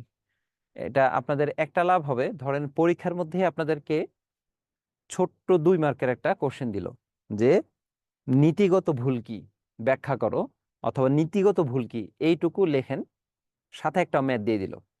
আপনি যখন এই কনসেপ্টটা ক্লিয়ার হয়ে যাবেন, আপনি পরীক্ষার হলে বানায়ও লিখতে পারবেন যে আমার কনসেপ্ট ক্লিয়ার ছিল, আর সাথে একটা উদাহরণ দিয়ে দিবেন। উদাহরণ দেয়া হলে আপনার দেখবেন যে পেজের একটু লাইন বাড়লো, অর্থাৎ 2 লাইনের লেখাটা শেষ হইতো, আপনি একটা উদাহরণ দেওয়ার কারণে আপনার হাফ পেজ হয়ে গেল। That's enough. 2 মার্কের জন্য আমার হাফ পেজ, এইটুকু এনাফ। আমরা হাফ পেজের চেয়ে একটু বেশিও লিখতে পারি। পরের পেজ থেকে আমরা কি করব, আমাদের অঙ্ক শুরু করব। আচ্ছা, এখন আপনাকে ক্লিয়ার করি লেখার ভুল কি। এটা তো আপনি খুব ভালো ক্লিয়ার হয়ে গেছেন। নীতিগত ভুল কি? নীতিগত ভুলটা ক্লিয়ার করার জন্য একটা মজার উদাহরণ দিই আপনাদেরকে। ধরেন আমি আমার বাসায় যে কেয়ারটেকার, তাকে 2 কেজি মাছ কিনে দিলাম। মাছ কিনে দেওয়ার পরে বললাম যে মাছগুলো বাসায় গিয়ে রেখে দাও। আমার কেয়ারটেকার কি করলো, মাছগুলো নিয়ে বুক সেলফে রেখে দিল, সুন্দর করে সাজায়। আচ্ছা, ব্যাপারটা কেমন হবে বলেন তো? মাছ সে বুক সেলফে রেখে দিছে। আবার আমি কি করলাম, তারে এক সেট বই দিলাম, হিসাব বিজ্ঞানের বই, যে এটা গিয়ে রাখো। সে কি করলো, বইটা নিয়ে ফ্রিজে ঢুকে রেখে দিল। তাহলে খুব মজা হয়ে গেল না, যে বই ফ্রিজে আর মাছ হচ্ছে বুক সেলফে। তাহলে খুব হাস্যকর বা খুব মজার একটা ভুল। এখন এটার কারণটা কি? সে কেয়ারটেকার জানেই না যে আসলে বই থাকার কথা সেলফে, অথবা এই মাছ থাকবে হচ্ছে ফ্রিজের ভিতরে। এই যে ভুলগুলো হয়, এই ভুলগুলোকে হচ্ছে সে কনসেপ্ট ক্লিয়ার না, এই জন্য আমরা এটাকে বলি নীতিগত ভুল। আচ্ছা, এখন কোন ধরনের কনসেপ্টে নীতিগত ভুল হয় সেটা হচ্ছে, খেয়াল করেন, মূলধন জাতীয় ব্যয়।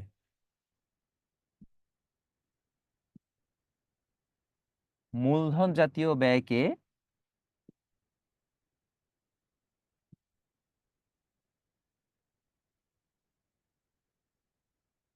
মুনাফা জাতীয় ব্যয়ে লিপিবদ্ধ করা। আচ্ছা, আমি একটু ক্লিয়ার করি। আমি মূলধন জাতীয় ব্যয় বলতে কি কি বুঝি? যেমন যন্ত্রপাতি ক্রয় করলাম।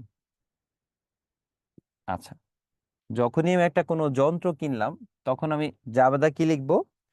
যন্ত্রপাতি ডেবিট আর হচ্ছে নগদ ক্রেডিট। আচ্ছা, এখন যন্ত্রপাতি আমার হচ্ছে মূলধন জাতীয় ব্যয় এবং এটা একটা সম্পদ, তাহলে এটা আমার ডেবিট করার কথা, ঠিক আছে?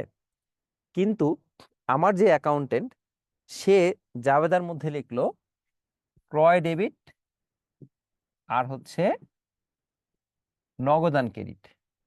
তাহলে দেখেন তো, যন্ত্রপাতি ক্রয় এটা করলে কখনোই আমার ক্রয় লেখার কথা না, আমার লেখার কথা হচ্ছে যন্ত্রপাতি। কারণ কি ছিল? যে যন্ত্রপাতি একটা মূলধন জাতীয় ব্যয় বা সম্পদ, এটা আমাদের জন্য সম্পদ। কিন্তু আমাদের যে অ্যাকাউন্টেন্ট সে পাচ্ছে হচ্ছে ক্রয়, সে ক্রয় শব্দটাকে পেয়ে সাথে সাথে লিখে দিল ক্রয় ডেবিট নগদ ক্রেডিট। তাহলে মূলধন জাতীয় ব্যয়কে আমি মুনাফা জাতীয় ব্যয় লিখলাম। এখন দেখেন তো, আমার ডেবিট পাশে আমি 5,000 টাকা লিখছি, ক্রেডিট পাশেও 5,000 টাকা লিখছি, তাহলে আমার ডেবিট ক্রেডিট দুই দিকে মিলে গেল। কিন্তু সে ভুল করে ডেবিট পাশে 5,000 লিখছে, ক্রেডিট পাশেও 5,000 লিখছে। এটাও আমার দুই পাশ মিলে গেল, আমার রেয়া মিলে কোনো ভুল হলো না, মিলে গেল।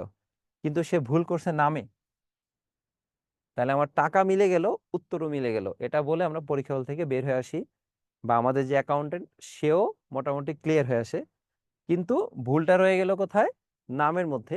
অর্থাৎ মূলধন জাতীয় যে নাম এটা না লিখে সে মুনাফা জাতীয় নাম লিখছে। আরেকটা উদাহরণ আসেন, মণিহারি ক্রয় করছি। মণিহারি আমার হচ্ছে কি জিনিস? কাগজ, কলম, খাতা, পেন্সিল, এগুলোকে আমরা বলি হচ্ছে মণিহারি।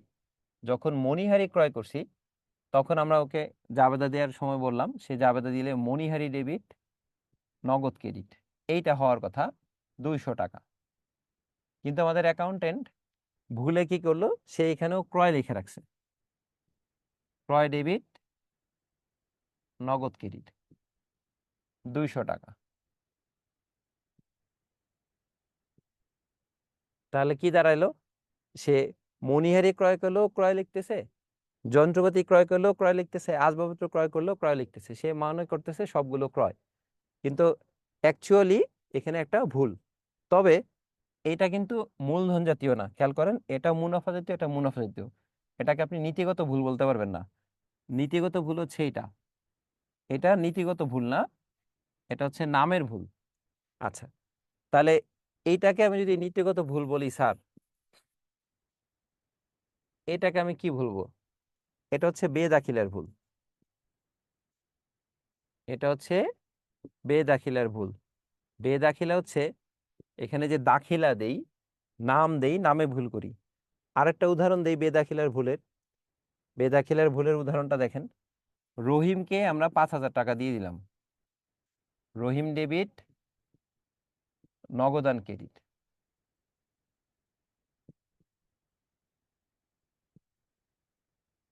কিন্তু আমার অ্যাকাউন্টেন্ট কি লিখলো? রহিমা লিখলো, রহিমা ডেবিট নগদ ক্রেডিট। সে ঠিকই 5,000 টাকা লিখছে।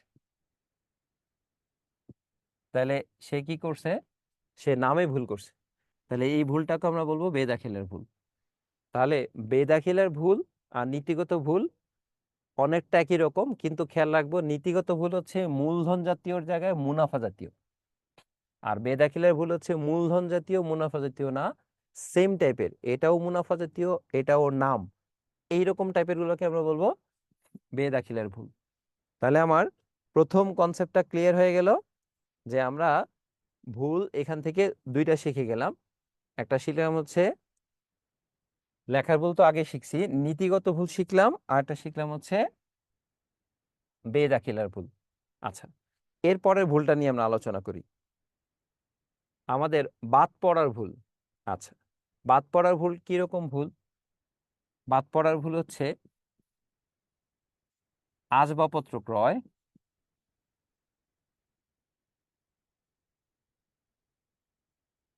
৳২,০০০।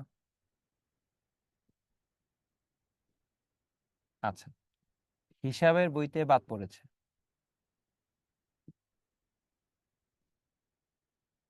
হিসাবের বইতে লিপিবদ্ধকরণ বাদ পড়েছে। আচ্ছা, কিভাবে বাদ পড়ে একটু বুঝে নেন।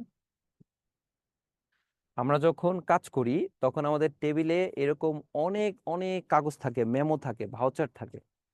আমরা প্রত্যেকটাই কি করি, অ্যাকাউন্টেন্ট যারা থাকে এই প্রত্যেকটা কম্পিউটারে এন্ট্রি করি। এন্ট্রি করার সময় কোনো একটা মেমো বাদ পড়ে যেতে পারে, আমাদের কাছে তাড়াহুড়ার কারণে হোক বা কাজের চাপে হোক, তা আমাদের এরকম বাদ পড়ে গেছে।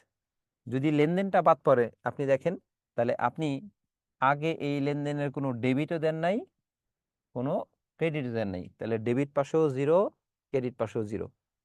তাহলে এই ভুলের জন্য আপনার টোটাল অ্যামাউন্টটা হওয়ার কথা ছিল 2 লক্ষ, ধরেন ডেবিট পাশে 50, ক্রেডিট পাশেও 2,50,000, কিন্তু একটা লেনদেন ছিল 2,000 টাকা। এই 2,000 টাকা না লেখায় আপনার উত্তর আসছে 2,48,000, ক্রেডিট পাশেও 2,48,000। আপনার অ্যান্সার মিলে গেছে, বাট অ্যাকচুয়াল অ্যান্সার কখনোই আপনার মিলে নেই। আপনি কিন্তু ধরে নিয়েছেন যে 2,48,000 যেহেতু আমার মিলে গেছে। এইরকম আরো কিছু লেনদেন আমাদের বাদ পড়ে, যেমন পণ্য ক্রয় করছি বাকিতে, এটা আমাদের হিসাবের বইতে বাদ পড়ছে। আচ্ছা, ফাইন। তাহলে আমাদের কি দাঁড়াইলো, যে এটা একটা ভুল, সেটা হচ্ছে বাদ পড়ার ভুল। আর সবশেষের একটা ভুল ছিল, দেখেন, পরিপূরক ভুল। আচ্ছা, পরিপূরক ভুলটা কিরকম? পরিপূরক ভুলটা হচ্ছে আমার একই ধরনের লেনদেন একটার পরিবর্তে আমি আরেকটা লিখে মিলাই দিছি। আচ্ছা, ধরেন পণ্য ক্রয় 2,000 টাকা। আচ্ছা, আবার আরেকটা লেনদেন পাইছেন আপনি, বেতন প্রদান 5,000 টাকা।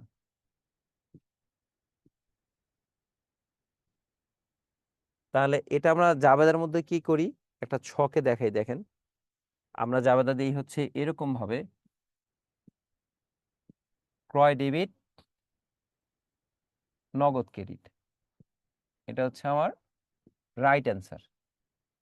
বেতন ডেবিট, নগদ ক্রেডিট 5,000 আর 2,000, তাহলে টোটাল ডেবিট হচ্ছে 7, ক্রেডিট হচ্ছে 7। এটা হচ্ছে আপনার রাইট অ্যান্সার। আচ্ছা, ভুল কি করছি আমরা, খেয়াল করেন, এটা হচ্ছে আমার বেদাখিলের ভুল। আমরা লিখছি ক্রয় ডেবিট, নগদ ক্রেডিট 5,000, আবার কি করছি, বেতন ডেবিট, নগদ ক্রেডিট 2,000। আমার টোটাল অ্যান্সার কত আসছে, ডেবিট পাশেও 7,000, ক্রেডিট পাশেও 7,000। দেখেন আমার অঙ্ক কিন্তু মিলে গেছে, কিন্তু ঘটনা কি ছিল, ক্রয় ছিল 2, আমি 2 না লিখে 5 লিখছি। আবার বেতন ছিল 5, বেতন 5 না লিখে 2 লিখছি। তাহলে আমি একটা দিয়ে আরেকটা গোজামিল করে অঙ্কটা আমরা মিলিয়ে ফেলেছি। এই যে কাজটুকু ছিল, এই কাজটুকুকে আমরা কি বলতেছি, এটাকে হচ্ছে আমরা বেদাখিলের ভুল বলতেছি। আচ্ছা, তাহলে আমাদের পরিপূরক ভুল বলতেছি। আমাদের এইখানে যে জিনিসটা ঘটলো সেটা হচ্ছে আমাদের এই ভুলের কনসেপ্টটা ক্লিয়ার হয়ে গেল। এখন আমরা কিছু অঙ্কে যাব।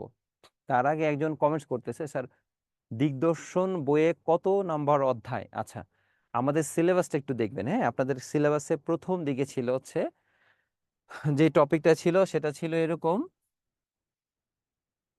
সমন্বয় জাবেদা ছিল। হ্যাঁ, সমন্বয় জাবেদা, এরপরে ছিল সমাপনী জাবেদা, আর আরেকটা ছিল একই টপিকের মধ্যে ভুল সংশোধনী জাবেদা। এটা ছিল হচ্ছে প্রথম পার্টে আমাদের ফাইন্যান্সিয়াল স্টেটমেন্টে, পার্ট এতে। হ্যাঁ, আচ্ছা, এটাকে আমরা ইংরেজিতে বলি রেকটিফিকেশন জার্নাল। আচ্ছা, আমরা ওই টপিকটার মধ্যে এই একটা অংশ নিয়ে কাজ করতেছি, ভুল সংশোধনী। আরেকদিন আমরা সমন্বয় জাবেদা নিয়ে কাজ করব, আরেকদিন আমরা সমাপনী জাবেদা নিয়ে কাজ করব। এগুলো ছোট ছোট টপিক। আমরা কোনো একটা চ্যাপ্টার যখন শেষ হয়ে যাবে, এর মাঝখানে ক্লাসে যদি গ্যাপ থাকে, আমি ওই গ্যাপ ক্লাসের মাঝখানে এরকম ছোট ছোট জিনিসগুলো নিয়ে আপনাদের আলোচনা করব। তাহলে আপনাদের ওই ক্লাসের এই ছোট ছোট জিনিসগুলো শেষ হয়ে যাবে।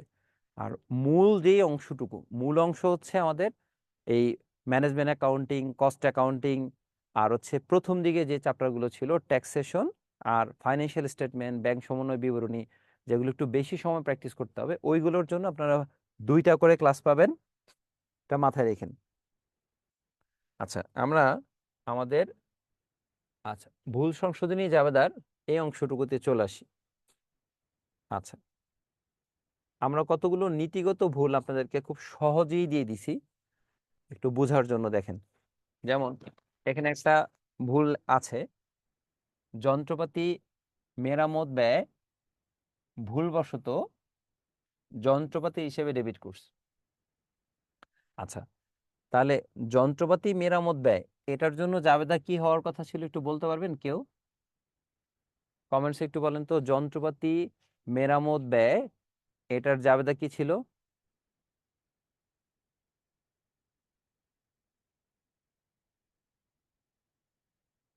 যন্ত্রপাতি মেরামত ব্যয় এটার জাবেদা কি হওয়ার কথা একটু বলবেন? আচ্ছা, শুধু ডেবিট বললে হবে না, আমাকে পুরোটা বলতে হবে।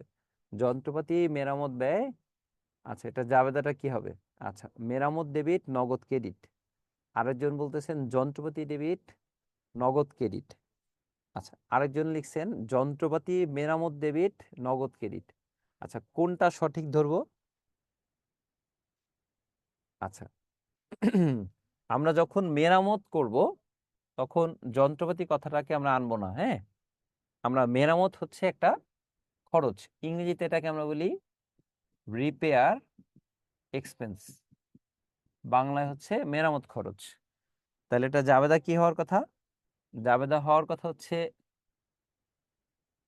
মেরামত খরচ বা মেরামত ব্যয় ডেবিট আর নগদান ক্রেডিট।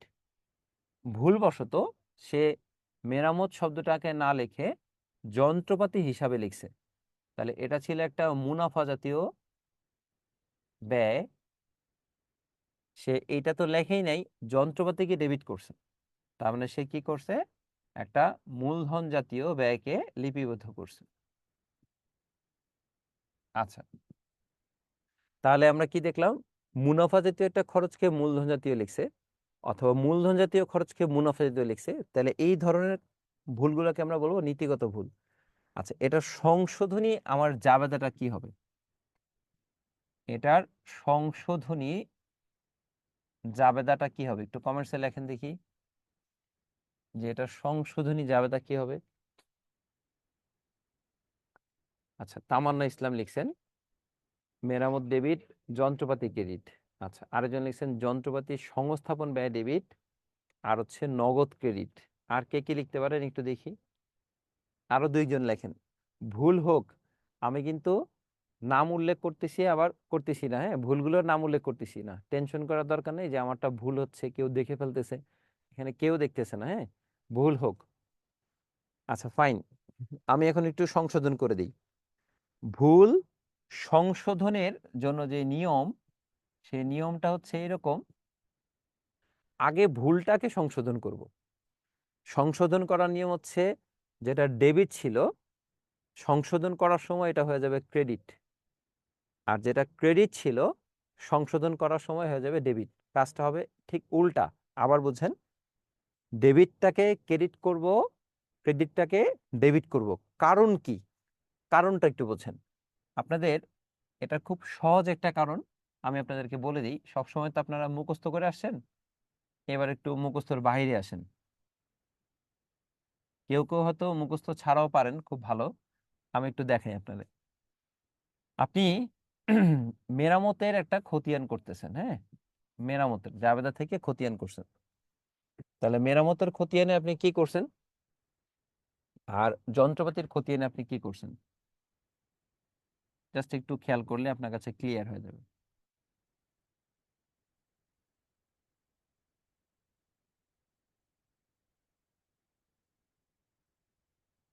দেখেন, আপনি যন্ত্রপাতি হিসাবকে ডেবিট করছেন, তার মানে আপনি জাবেদায় কি লিখছেন, যন্ত্রপাতি ডেবিট, নগদান ক্রেডিট 2000 টাকা।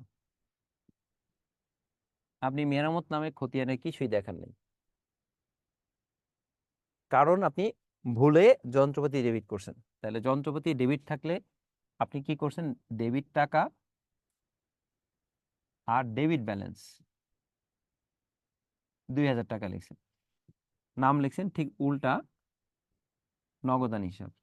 আবারও বলি, আপনি ভুলে যন্ত্রপাতি লিখছেন, তাহলে এটা আপনি মেরামতের খতিয়ানে কোনোভাবে টাকাটা লেখেন নাই, ভুলে কি করছেন, আপনি যন্ত্রপাতি ডেবিট টাকা ডেবিট ব্যালেন্স লিখছেন। তাহলে এটা আপনার ছিল ভুল, আর এই ভুলের কারণে যন্ত্রপাতির 2000 টাকা অ্যামাউন্ট বেশি দেখাচ্ছে। এখন এই ভুলটাকে আমরা ধরতে পারলাম, ধরে এটাকে সংশোধন করতে বললাম। আপনি তাহলে কি করবেন, সংশোধন করার জন্য এটা কি এভাবে করে কেটে দিবেন? যদি বলেন আমি কাইটে দিই এভাবে করে, তাহলে কোনোভাবেই সম্ভব না। কারণ আমরা এখন যে সিস্টেমে কাজ করি সেটা হচ্ছে আধুনিক সিস্টেম, কম্পিউটারে। কম্পিউটারের মধ্যে আপনি হাত দিয়ে কলম দিয়ে কাটার কোনো সুযোগ নেই। তাহলে এটা কাটার সুযোগ একটাই, আপনি যেটা ভুলে ডেবিট করছেন সংশোধন করার জন্য ক্রেডিট করে ফেলেন। তাহলে আপনি সঠিক জাবেদাটা দেন, যন্ত্রপাতি ভুলে ডেবিট করছেন, যন্ত্রপাতিকে আপনি ক্রেডিট করে দেন। আর মেরামতটা লেখেন নাই, তাহলে আপনি কি করবেন, মেরামতটাকে লিখে ডেবিট পাশে এখন সঠিক টাকাটা লিখতেছেন। তাহলে ভুলে যন্ত্রপাতিকে ডেবিট করছিলাম, এটা এখন বিপরীত পাশে লিখে ক্রেডিট করে দিলাম, ডেবিটটা ক্রেডিট হয়ে গেল।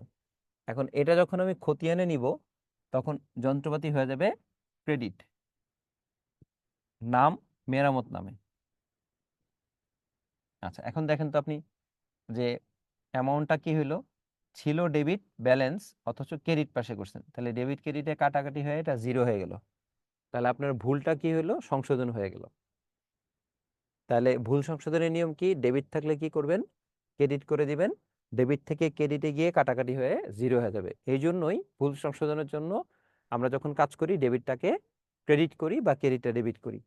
আর এখন আসেন সঠিকটা কি ছিল, মেরামত ছিল 2000 টাকা ডেবিট টাকা, এটা ডেবিট ব্যালেন্স, নাম হচ্ছে যন্ত্রপাতি। তাহলে ভুলটাকে আমি সংশোধন করলে এখন আমি মেরামতের সঠিক টাকাটা পেয়ে গেলাম, আর যন্ত্রপাতিটা ডেবিট ক্রেডিটে কাটাকাটি হয়ে 0 হয়ে গেল। তাহলে এটা আমার ব্যালেন্স অফ, আর এখানে 2000 টাকা দেখাচ্ছে।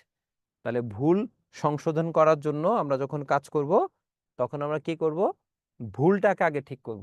ভুলবশত কি করছে, ভুলবশত ডেবিট করছে, তাহলে এটাকে আমি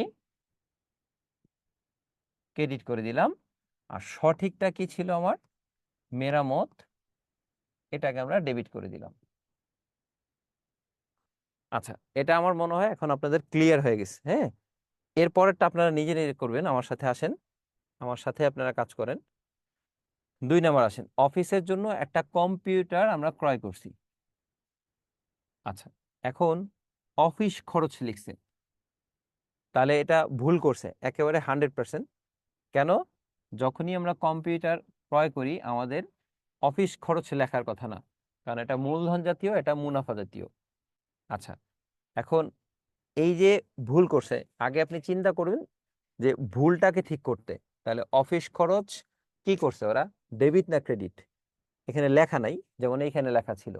কিন্তু আপনি একটু চিন্তা করেন, যখন কিনছেন এটা ডেবিট হবে, এইটাই ছিল স্বাভাবিক, যে আমার অফিস সরঞ্জাম হবে ডেবিট, কিন্তু ওরা ডেবিট না করে অফিস সরঞ্জামের জায়গায় লিখছে অফিস খরচ, তার মানে সেটা ডেবিট পাশে লিখে, যদিও এখানে উল্লেখ করছে এখানে করেনি, বুঝে নিতে হচ্ছে। তাহলে আমি ভুল ঠিক করার জন্য কি করব, অফিস খরচ ভুলে ওরা ডেবিট করছে, এখন কি করে দিব, এটাকে আমরা ক্রেডিট করে দিব, অফিস খরচ ক্রেডিট। আর ডেবিট করব কম্পিউটারকে আমরা কি নামে, অফিস সরঞ্জাম। আচ্ছা, একটু আপনাদেরকে একটা ছোট্ট জিনিস মনে করা দিই, সেটা হচ্ছে কম্পিউটার ছাড়া আর যে যে আইটেমগুলোকে আমরা অফিস সরঞ্জাম লিখি, সেটা হচ্ছে অফিসে যে মেশিনগুলোর কথা আমরা চিন্তা করি, এগুলোকে আসলে মেশিন বলবো না, এগুলোকে বলবো অফিস সরঞ্জাম। যেমন এই যে আমরা ক্লাস নিচ্ছি একটা ডিজিটাল বোর্ড, এটাকে আপনি যদি বলেন যে মেশিন ডেবিট নগদ ক্রেডিট, ভুল হবে, এটা মেশিন বলা যাবে না। এই যে আমাদের একটা ডিজিটাল বোর্ড, এটা অফিসে ইউজ হচ্ছে আমাদের, এটাকে আমরা বলবো অফিস সরঞ্জাম। আমাদের সামনে যে ক্যামেরা দিয়ে রেকর্ড হচ্ছে, এই ক্যামেরাটাকে আমরা বলবো হচ্ছে অফিস সরঞ্জাম। বিদ্যুৎ চলে গেলে আমাদের আইপিএস যে ব্যবস্থা, এই আইপিএস কে বলবো অফিস সরঞ্জাম। আচ্ছা, এরপরে আমাদের যদি বলি কম্পিউটার, টাইপরাইটার, প্রিন্টার, স্ক্যানার, এইগুলো হচ্ছে অফিসে ব্যবহার হয়, অফিস সরঞ্জাম। আপনার অফিসে ছোট্ট করে একটা ফ্রিজ রাখা আছে ঠান্ডা পানি খাওয়ার জন্য, এটাকে আপনি বলবেন অফিস সরঞ্জাম। তাহলে এইগুলোকে মেশিন বলা যাবে না, যদিও এগুলো ওয়ান কাইন্ড অফ মেশিন, ঠিক আছে, কিন্তু এগুলো দিয়ে আমার উৎপাদন হয় না। তাহলে মেশিন আমরা একটা জায়গায় শুধু ব্যবহার করব, সেটা হচ্ছে যেগুলো আমার উৎপাদনে কাজে লাগে, ঠিক আছে। দুইটাই আমার হচ্ছে মেশিন, এগুলো ইলেকট্রিক, ওইটাও ইলেকট্রিক, বাট ওটা আমার ব্যবহার হচ্ছে উৎপাদনের কাজে। যেমন আপনি একটা কারখানায় গেলেন, কারখানায় আপনি দেখতেছেন মেশিন দিয়ে আপনার কি হচ্ছে, কাপড় উৎপাদন হচ্ছে, ওই কারখানার মেশিন থেকে বিস্কুট উৎপাদন হচ্ছে, সেখান থেকে জুস উৎপাদন হচ্ছে, সরিষার তেল উৎপাদন হচ্ছে। এইরকম মেশিন দিয়ে যে উৎপাদনের কাজগুলো হবে ওইগুলোকে আমরা বলবো মেশিন বা যন্ত্র। আর যেইগুলো মেশিন অফিসে ইউজ হবে, ওই মেশিনগুলোকে আমরা বলবো অফিস সরঞ্জাম। আপনি যদি কম্পিউটার লেখেন আপনারটা কাটা যাবে, ঠিক আছে। আপনি যদি বলেন যে আপনার ফ্রিজ ডেবিট নগদ ক্রেডিট, স্যার কেটে দিবে। আইপিএস ডেবিট নগদ ক্রেডিট কেটে দিবে। এগুলোকে আপনাকে বলতে হবে অফিস সরঞ্জাম। আর অফিসে যে ফার্নিচারগুলো ইউজ হয়, সোফা, টেবিল, আলমারি, লকার, চেয়ার, এগুলোকে আমরা বলবো হচ্ছে আসবাবপত্র, অফিসের ফার্নিচারগুলো। হ্যাঁ, আচ্ছা ফাইন। এরপরে আমরা 3 নম্বরে আসি। 3 নম্বরে বলছে আসবাবপত্র আমরা বিক্রি করছি, ভুলবশত বিক্রয় হিসাবে লেখা হয়েছে। আচ্ছা, এটা সঠিক জাবেদা কি হবে? আপনাদের কাছ থেকে একটু কমেন্টস নেই, দেখি কে কে আসলে সঠিক জাবেদা দিতে পারতেছে। হ্যাঁ, আচ্ছা, আসবাবপত্র বিক্রয় 10,000 টাকা, ভুলবশত বিক্রয় হিসেবে লেখা হয়েছে, এটা সঠিক জাবেদাটা কি হবে একটু বলেন তো দেখি।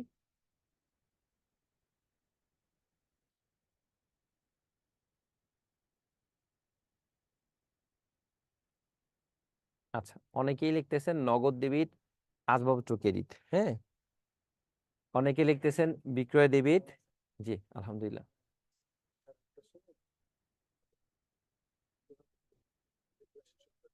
এটা 9টা 10, এরপর এটা 9টা 10 আর একটা ক্লাস আছে।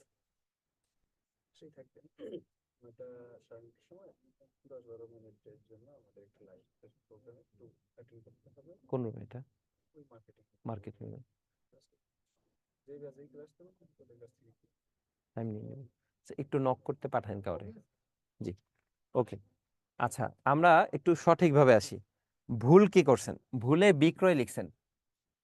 তাহলে আসবাবপত্র বিক্রয় করলে আসবাবপত্র ক্রেডিট হওয়ার কথা, বাট আপনি ভুলে বিক্রয়কে ক্রেডিট করছেন। এখানে বলা নাই, বাট আপনি বুঝে নেবেন বিক্রয়কে ক্রেডিট করছেন। সঠিক করে দেন, উল্টা করবেন, বিক্রয় ডেবিট আর আসবাবপত্র ছিল বিক্রয় করছেন, তাহলে আসবাবপত্র বিক্রয় করলে আসবাবপত্র ক্রেডিট। তাহলে এটা হচ্ছে সঠিক। আবার অন্যভাবে একটু চেষ্টা করতে পারেন কারো, যে আসবাবপত্র বিক্রয় করলে আমি জাবেদাটা কি লিখতাম? আসবাবপত্র বিক্রি করলে আমি জাবেদা লিখতাম নগদ ডেবিট আসবাবপত্র ক্রেডিট। কিন্তু আমি ভুলবশত আসবাবপত্রের পরিবর্তে বিক্রয় কি লিখছি? ক্রেডিট। নগদ থেকে আমি ডেবিট করছি, এটা নিয়ে কোনো সমস্যা নেই, নগদ ওকে। কিন্তু আমি ভুলবশত আসবাবপত্র জায়গায় বিক্রয় করছি, তাহলে এটা ঠিক করো, বিক্রয় ডেবিট আসবাবপত্র ক্রেডিট। আচ্ছা, তাহলে কেউ যদি সরাসরি কাজ করতে না পারেন, এইভাবে সঠিকটার পাশে ভুলটা চিন্তা করে কাজ করবেন। শেষ করে 9টা 10-এ তো। আচ্ছা, এরপরে আরো কয়েকটা আছে, দেখেন এই আরো কয়েকটা আমরা এখানে নিজেরা একটু সংশোধন করে নিব। আমি এটা আপনাদেরকে স্লাইড দিয়ে দিচ্ছি। এইখানে একটু ছোট্ট করে আসি, বেদাখিলার ভুল, এটা একটা বুঝাই দিই আপনাদের কাছে, তাহলে একটু সহজ মনে হবে। সুদ প্রাপ্তি ভুলবশত কমিশন হিসাবে ক্রেডিট করা হয়েছে। তাহলে সুদ একটা আয়, কমিশনও একটা আয়। তাহলে এখানে কোনোভাবে আমার মূলধন জাতীয় মুনাফা জাতীয় আসে নেই। তাহলে ঠিক করার জন্য কমিশনকে কি করছেন? ক্রেডিট করছেন। তাহলে এটাকে উল্টায় দেন, আপনি কি লিখবেন? কমিশন হিসাব ডেবিট আর সুদ হিসাব ক্রেডিট। আপনি চাইলে প্রাপ্তি লিখতে পারেন, যে কমিশন প্রাপ্তি, সুদ প্রাপ্তি। আবার প্রাপ্তি শব্দটাকে আপনি চাইলে নাও লিখতে পারেন, ঠিক আছে? আচ্ছা, এরপরে আসেন, আকাশের কাছ থেকে পেয়ে আমরা আনাসের হিসেবে ক্রেডিট করছি। এখানে বলে দিছি খুব সহজে। তাহলে আনাসকে ভুলে আমরা ক্রেডিট করছি, তাহলে আনাসকে কি করব? ডেবিট, আর আকাশকে কি করব? ক্রেডিট। তাহলে ভুলটাকে আগে ঠিক করব, সঠিকটা হয়ে যাবে। ঠিক এইরকম বাকিগুলো খুব সহজ করে লেখা আছে, আপনারা পারবেন। এটা আপনাদের হোমওয়ার্ক থাকবে, হ্যাঁ? হোমওয়ার্কগুলো আমি দিয়ে দিচ্ছি, আর একটা একটা বুঝাই দিচ্ছি। দেখেন, ধারে বিক্রয় হিসাবভুক্ত হয় নাই। খুব মজার বিষয় এটা, যে কোনো লেনদেন যদি হিসাবভুক্ত না হয় তাহলে এটা একটা সাধারণ জাবেদা দিয়ে দিবেন। ধারে বিক্রয় সাধারণ জাবেদা কি ছিল? প্রাপ্য হিসাব ডেবিট আর হচ্ছে বিক্রয় হিসাব ক্রেডিট। এরপরে ধারে ক্রয় হিসাবভুক্ত হয় নাই, কি লিখবেন? ক্রয় হিসাব ডেবিট আর প্রদেয় হিসাব ক্রেডিট। এরপরে মালিক পণ্য উত্তোলন করছে, লেখা হয়নি, ভুলে বাদ পড়ে গেছে। পণ্য উত্তোলনে জাবেদা কি? উত্তোলন ডেবিট, ক্রয় ক্রেডিট। তাহলে এগুলো খুব সহজ, হ্যাঁ? আপনাদের এই টপিকটা খুব সহজ।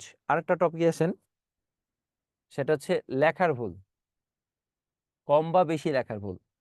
তো যোগফল কেন বললাম?